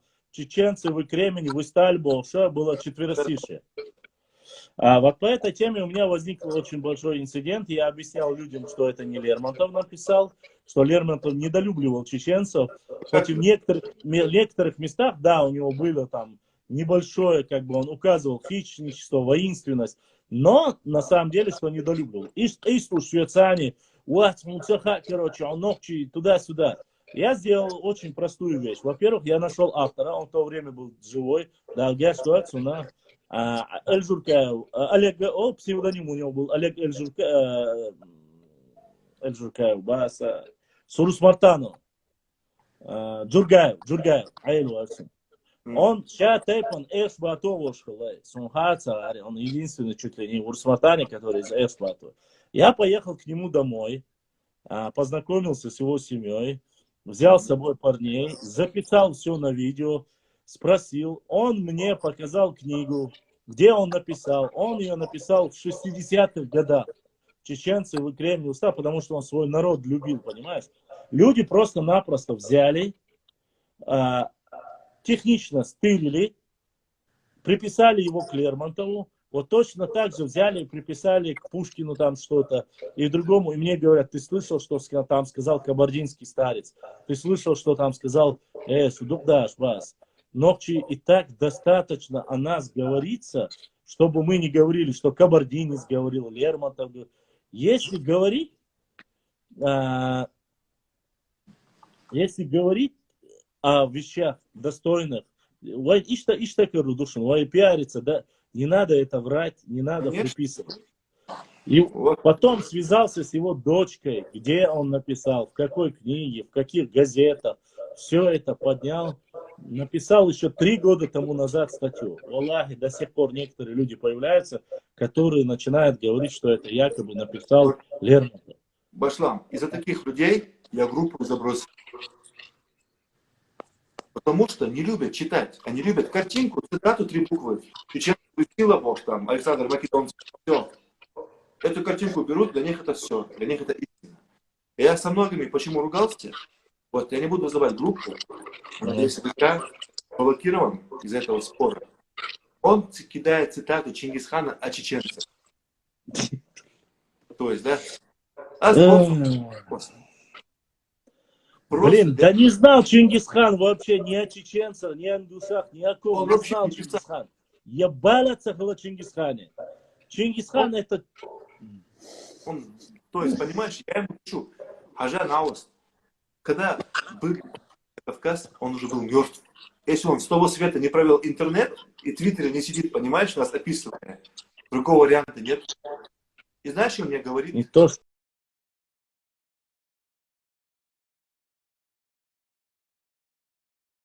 Не то, что мертв. До сих пор никто не знает, где он даже захоронен. Не то, что из Амаиба.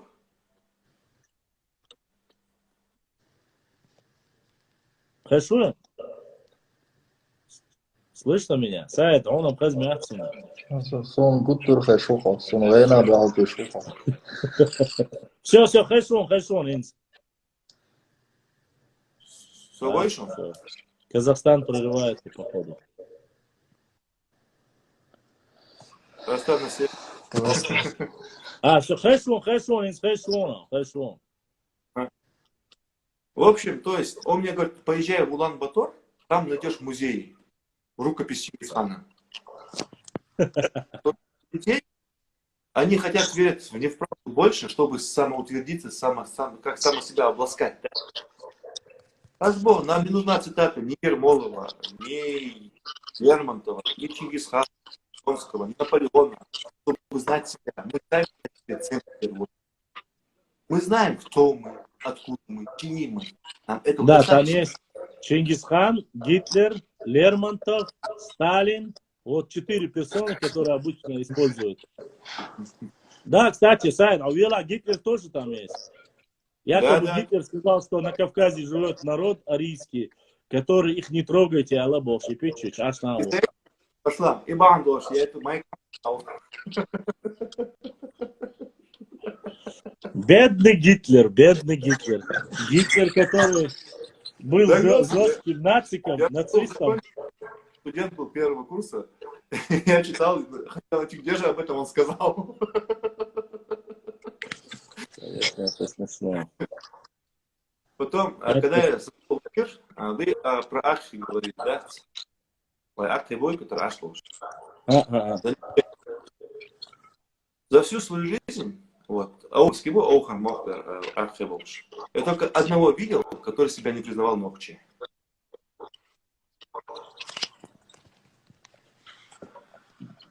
Его тоже, видать, судьба немножко обидела. Но я с ним разговаривал, был старше меня намного, я тогда был, только школу закончил. Нокчи бой, вацбо, Аллаху, вацбо, Амилута. Слова Ахи Усу, Амишеру, Ахасы Ютер Усу. Дедута, Нокчи Махунта, Ахи. Но сейчас он Нокчи стал уже. Надеюсь, он осознал, разведчик плохо. Надеюсь, он это осознал потихоньку, благодаря усилиям нашего нашей работы, блин, как говорится. Мне многие, очень многие мне пишут. Вот, Очень когда многие. вот тема... Я почему зашел в эфир? Сегодня как раз вот буквально за 2 часа до этого эфира я наткнулся на такую тейпы, которые ауховские тейпы. Угу.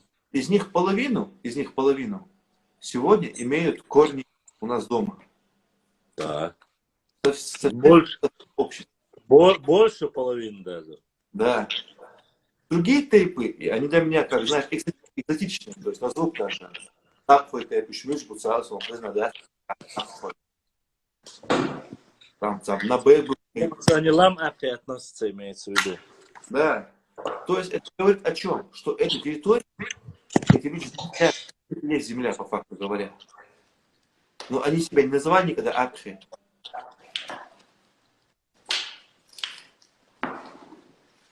Понимаешь? Я-то это прекрасно понимаю. Они себя не называли Акхи. Но это, понимаешь, вот эта тенденция, честно сказать, даже в 90-х годах, в начале 90-х годов вот эта тенденция немножко поднялась, но даже здесь есть видео доказательства, где старейшины, ауховские старейшины, четко и ясно дают знать, что они являются, кем они являются, точнее. Но, к сожалению, там тоже работает определенная группа людей. Я снова же хочу объяснить, что эти люди, они не относятся к нашему народу, но им принципиально нужно отдробить, они называют их малые дагестанские народы, как акинцы в ассоциации. Это специально направлено для дробления. Это понятно. Да, очень лучше.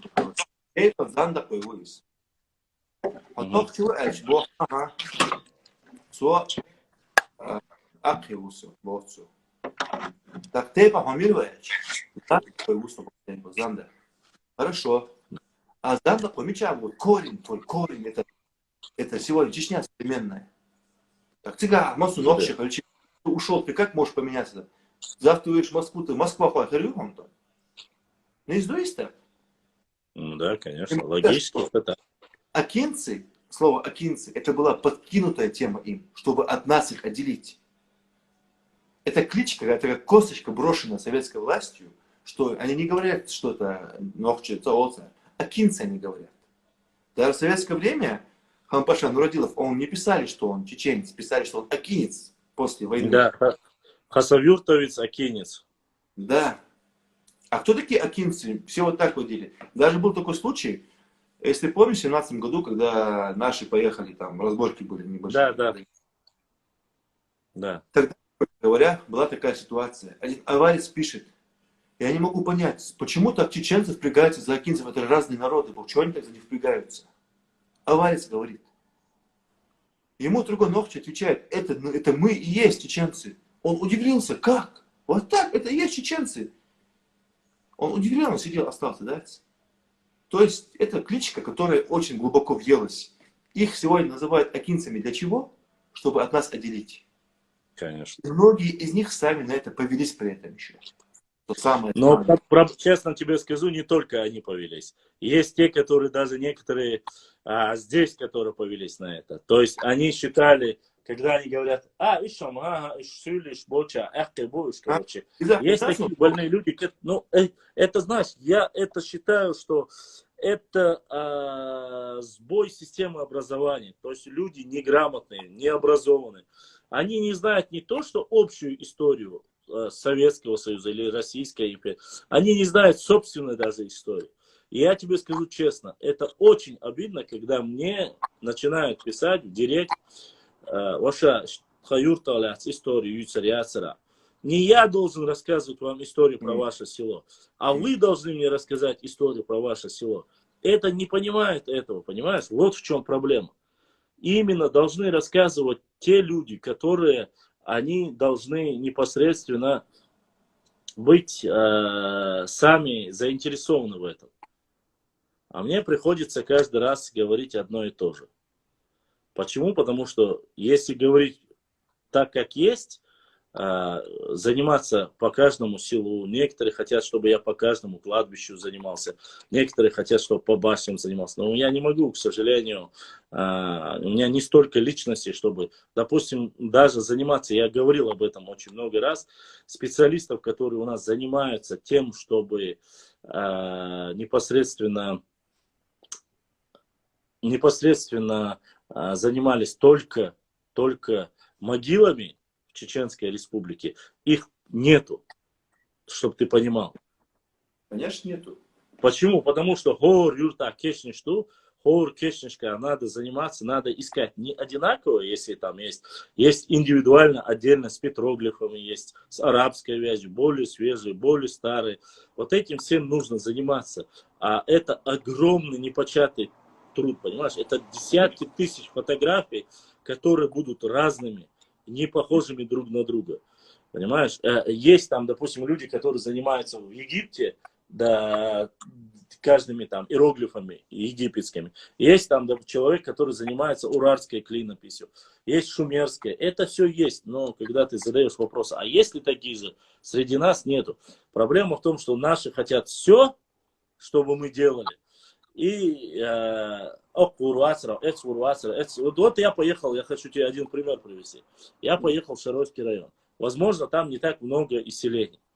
Я на машине. Само собой, не моя машина. Я попросил друга, он вместе с ним мы поехали, у него одна машина. Я ему говорю, давай туда поедем. Он едет, машину поднимает, все, не едет дальше. Подняться туда, мне, если я начну подниматься в каждое село, на каждую гору, мне просто-напросто как минимум неделя нужна.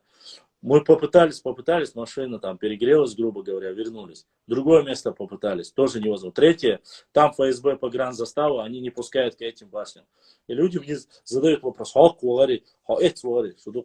объясняю, потому что я не могу просто-напросто заниматься или только вот должны понимать, что это очень трудно. Очень трудно в каком плане? Мне с Грозного поехать туда, чтобы ты понимал. Да, у нас небольшая республика. Шейр Асват больше. Мне нужно как минимум 2,5 часа, чтобы доехать туда. 2,5 часа как минимум. Мелли Солома Веза Давоч. Пока я доеду, пока я начну лазить по этим башням, я не хочу просто сдалека сфотографировать, какие башни. Я искал эти петроглифы, я смотрел ширину стен, я смотрел кладка какая, откуда они эти камни добывали, нашел краеведа. То есть вот эти каждые моменты. Да, вот эти шаровские башни, которые реконструировали, я даже не стал искать какого-то специалиста. Почему? Потому что я смотрю, там рабочие ходят, занимаются, до сих пор восстановлением занимаются. Ну, когда ты объясняешь это людям, они не понимают, что это не все просто так. Знаешь, какая у меня была часто, когда я был админом этих групп разных вел. Вот заходит и пишет мне сообщение, да? Новость. Я например, чтобы тебе рассказать. Все, что я использую информацию, то, что находится в доступе. Чтобы найти какую-то информацию, я тебе врать не буду. Мне приходилось читать книги, целые тома кавказские, там, вестники всякие, понимаешь? Потому что там не все какие-то чеченцы, там может быть идти отрывок, а может быть и целая глава идти. Может быть, один параграф, может быть вообще. Верно. Я помню, было время, когда я 3 тома каких-то прочитал про чеченцев. Нашел только вот такие огрызки. И я это публикую. Это на самом деле трудоемкий труд. Это не просто так. То есть я сам старался свою группу развивать, я это кидаю, а всем пофигу. Им вот так сидеть, это интересно, герои, все, это достаточно будет. Эти вопросы, расскажи про мой тейп, это на самом деле это глупо. Дополню твоему. Вот когда я писал про эти тейпы, ты знаешь, я брал официальную информацию, официальную, то есть имеющую доступ к всеми. Когда я писал, особенно Гарш, Невш, они начинали мне заходить. Я честно тебе скажу, я находил некоторые моменты, когда принимали пришлых. То есть они вот в этом тейпе было такое, что они приняли пришлых. Я отмечал, что их приняли, и что есть небольшой там 1-2 семьи среди этого тейпа, хотя этот тейп там 10-тысячный, я объяснял. Вот то, что про вас говорят, это неправда. А правда в том, что ваши приняли по нашим адатам отца семья. Валлахи, я тебе клянусь, Ваша, мне приходилось им объяснять, они потом смотрят, отца Божь, даяк и строка, даяк. Я говорю, но если я это уберу, получится так, что на дючник про целый 10-тысячный тейп окажется правдой. То есть вы будете, или там вас начнут там говорить, что у вас грузинские корни, или начнут говорить, что у вас там, вы приняли там с другого, третьего, десятого, когда были набеги, там, воевали с кем-то. Вы понимаете, что вот это, я наоборот таки очищаю вас и говорю, как в реальности было. Я просто-напросто удалял эти посты. Свободный доступ, Юшун Бас, посмотрите, я брал везде по тейпам, и у тебя я смотрел, я сверял все, я как брал? Я ту информацию, которую я находил, я брал у тебя, смотрел, у других сравнивал, как они совпадают. Если из 5 ссылок 4 совпадали, я этот текст уже считал за официальный, потому что 4 совпадения из 5 это уже довод. И я его публиковал. И все равно находились люди, которые начинали мне говорить, хинс гушон. Я про свой тейп лучше знаю. Я говорю, но если ты лучше знаешь про свой тейп, напиши у себя. У себя на странице напиши и все. Я из 5 официальных источников 4 друг другу подтверждающих взял. То есть я основываюсь на большинстве, не на меньшинстве взял. А то, что между вами цагаж, них, и то, что вы поссорились, что у вас там не поделили участок, село, это меня не волнует. Меня интересует общая история нашего народа. И я это дело сейчас потихоньку остановил. Почему остановил? Потому что, когда я затрагиваю вопрос про тейпы, это проблема.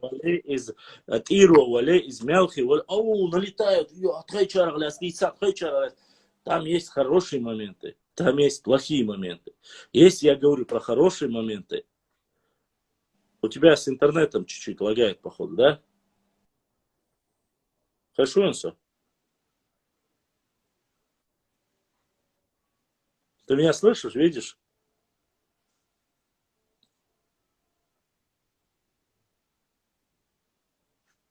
Что у нас там?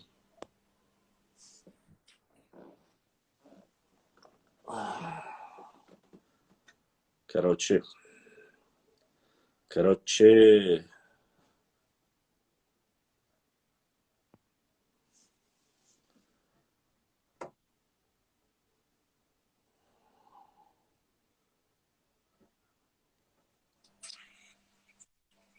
Все, вроде видно. Телефон просела, да? Что он там погнался, да? Я просто-напросто потихонечку начал отходить от отдельных тейповых тем и начал переходить на национальные. Это очень тяжелая тема, потому что, то есть, беспонтовые, да, отношения там есть, не все же идеально красивые, и не всем понравится, и восприятие у нас разное бывает. Можно к этому подходить с исторической точки зрения, как за основу, просто за науку брать, а кого-то это как оскорбляет. Например, да. Вот меня в один момент меня оскорбляет. Вот, тейпан Ширдиву. И вот зайдешь в Википедию сейчас, напиши Ширди тейп. Тебе будет написано перевод с калмыцкого. Какое значение она на калмыцком языке имеет? Чеченский перевод, боевая праща. Праща это метание камня, специальное оружие было такое. И тут же добавляют волочно Ширди по-монгольски. Я вопрос. Так, у индусов были Ширди Баба, там у них был святой человек. Мы можем Ширди, с любого языка можем переводить. А почему, для чего именно калмыцкий язык к моему тейпу? Это я честно тебе скажу, вот, сам я думал, что ты не удивляйся, потому что, кажется, я писал про Зумсой, и ты не поверишь. Когда я писал про Зумсой, там была добавленная строка, что Зумсой это потомки Атилы. Там есть совпадение, якобы Зумс, есть там что-то меня это просто убивает. Меня это вымораживает просто-напросто. Какой Атила, блин. Про нас написали, допустим, Тейпан Эрсбату, якобы мы какие-то фарингейцы. Понимаешь, другие там начинают там писать, что этот тейп, допустим, Шоной, вообще, который нету такой гаплогруппы, как еврейской, Q-Юцер гаплогрупп. Им приписали евреев. Причем горских евреев, которые в основе своей говорят, что у них J1 или J2 горских евреев. То есть вообще нету. Вообще нету. Это такие абсурдные вещи. И вот хатейк наляц, яйца оля, но ты, когда ты говоришь вот такие вещи, когда у меня идет спор конкретно с даргинцами, масла, возникает по дарго, селению дарго. Делга, дерга, ногчи матаду, и ильнаш белктой. Белгат той больше. Больше. Там есть два объяснения, белктой. Эх. Опять мы потеряли брата. Походу у него что-то... хорошо он все. Раз, два, три, четыре, пять. Все, вернулся.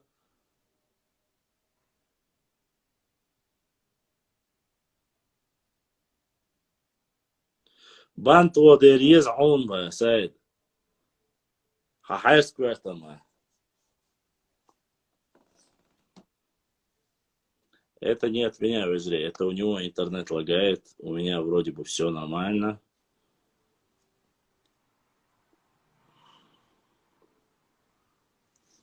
Не фригиды, Фаренгейт. Фригийцы там было написано. Не фригиды, а фригийцы. Так вот, что я хочу сказать. Если вы будете брать за основу каждое все, что слышали, что совпадает, во всем мире очень много разных людей, разных названий. Поэтому сегодня брать за основу то, что мы услышали, он не ушел, это у него интернет. Сейчас, если я ему скажу, что у него в Казахстане плохой интернет, он скажет, у нас в Казахстане хороший интернет, это у вас в Чечне. Нет, у нас нормальный интернет, это у тебя жестко лагает интернет. Самый лучший интернет в мире. Да. Я про что тебе? Я думаю, что ты сталкивался с этой тематикой много раз. Поэтому, не поверь мне, не только Ширди, Шуанвай, Вардвай, да про каждого человека есть та же самая. Цуантруай, про Цуантруай написано Синтруай, а Синтруай, там типа они говорят Синтер от этого, другие говорят от языческого, жреческий тайп, халабасар. И не нравится, главное, ну, извини меня, допустим, есть чунгрой, масла чисто, но считай, что чунгрой, L3 у них, они из Харачевцем, братья, но есть чунгрой, которые остались в Дагестане, они сегодня разговаривают чисто сюлю мат, бюцар, сейчас сюлю дубов, аж путига беш. Есть они в Дагестане живут. В Дагестане. Есть некоторые наши космополиты, которые... И опять мы потеряли.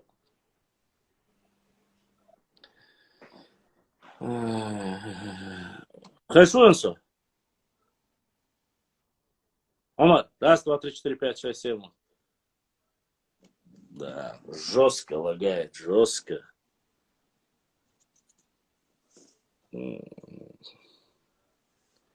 Что с твоим интернетом, брат мой? Что с твоим интернетом? Даже у Саида не лагает так интернет. Абсолютно верно. Чтобы не знать, не назвать новчи или не назвать чеченцы, готовы назвать тем, что угодно, что, как хотят, когда хотят. Но это проблема этих людей, не столько наша. Что касается тейпов, то, что есть мифы какие-то, есть рассказы, не нужно их всех воспринимать всерьез, понимаете? Кто-то там поклонялся солнцу, кто-то там поклонялся, я не знаю, воде во время жречества, язычества, кто-то поклонялся там тушоле и так далее и тому подобное. Но абсурдно сейчас просить сегодня рассказать что-то о своем тейпе. Но если ты потом начинаешь, ты начинаешь говорить про этот тейп, они начинают говорить,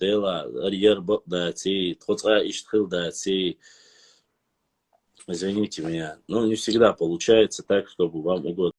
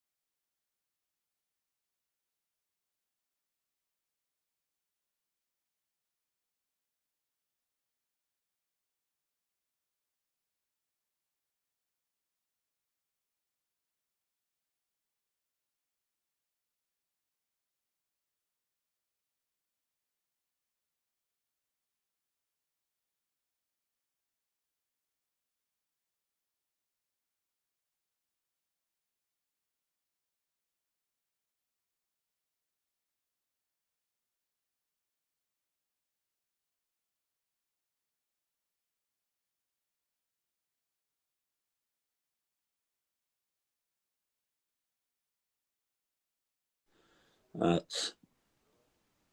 рассказать что-то о своем тейпе. Но если ты потом начинаешь, ты начинаешь говорить про этот тейп, они начинают говорить, дела,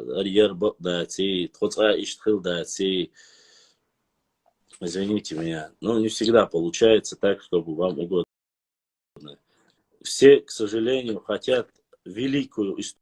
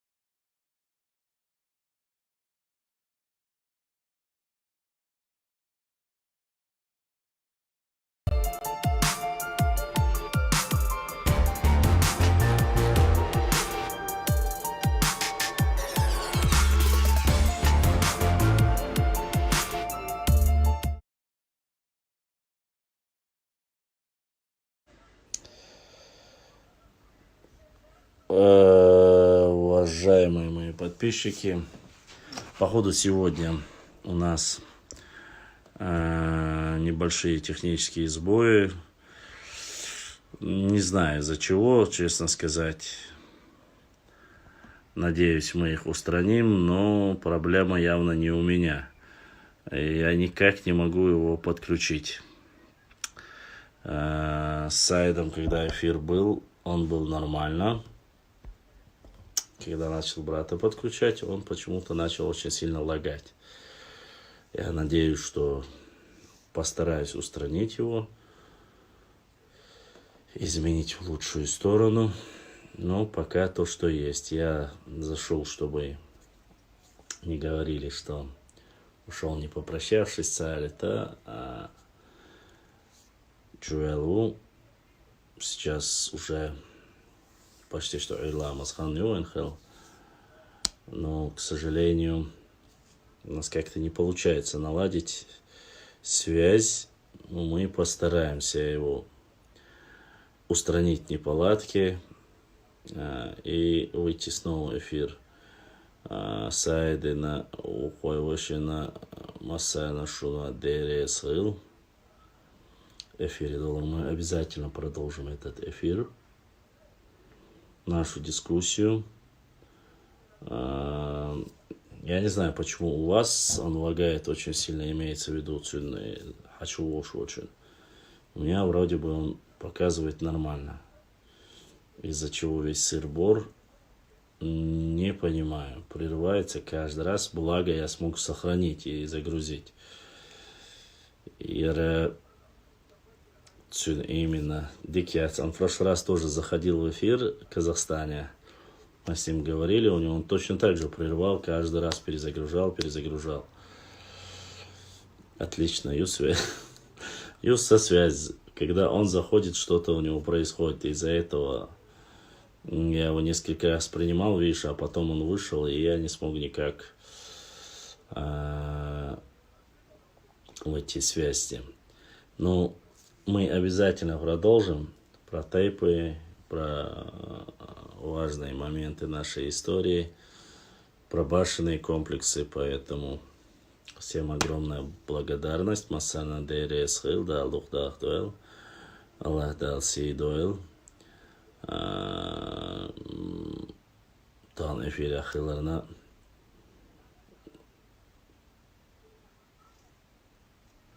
Дахкарна. Не забывайте подписываться, приглашать все больше подписчиков. Я не знаю, почему пассивность. Вроде бы на том канале, в моем официальном втором канале, первом канале.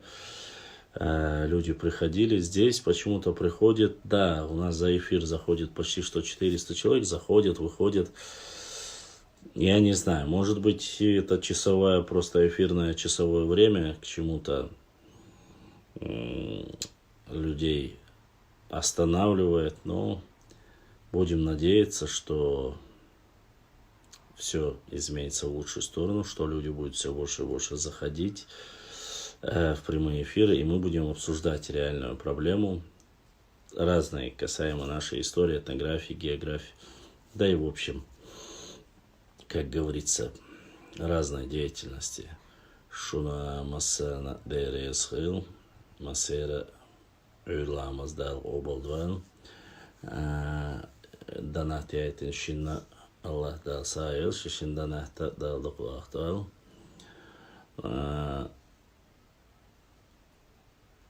Ваеда уаха жим-жима наладит бирбу Бог. А так, самое интересное еще впереди. То, что вы видели, то, что вы слышали, это только маленький айсберг. Ждите новых интересных прямых эфиров. Ждите нового материала. Особенно нового, как неправильно будет выразиться, исторического материала. Подписывайтесь на канал Башлам 3 девятки, первый канал, и второй канал Башлам 3 девятки лайв. Распространите, раскидайте по WhatsApp, по Инстаграму, в ТикТоке, где хотите. Чтобы максимально на лайв-канале мы проводим стримы, прямые эфиры. Проще, намного проще, поэтому надеюсь, мы друг друга поняли. Ассаламу алейкум ва рахматуллахи ва баракатуху.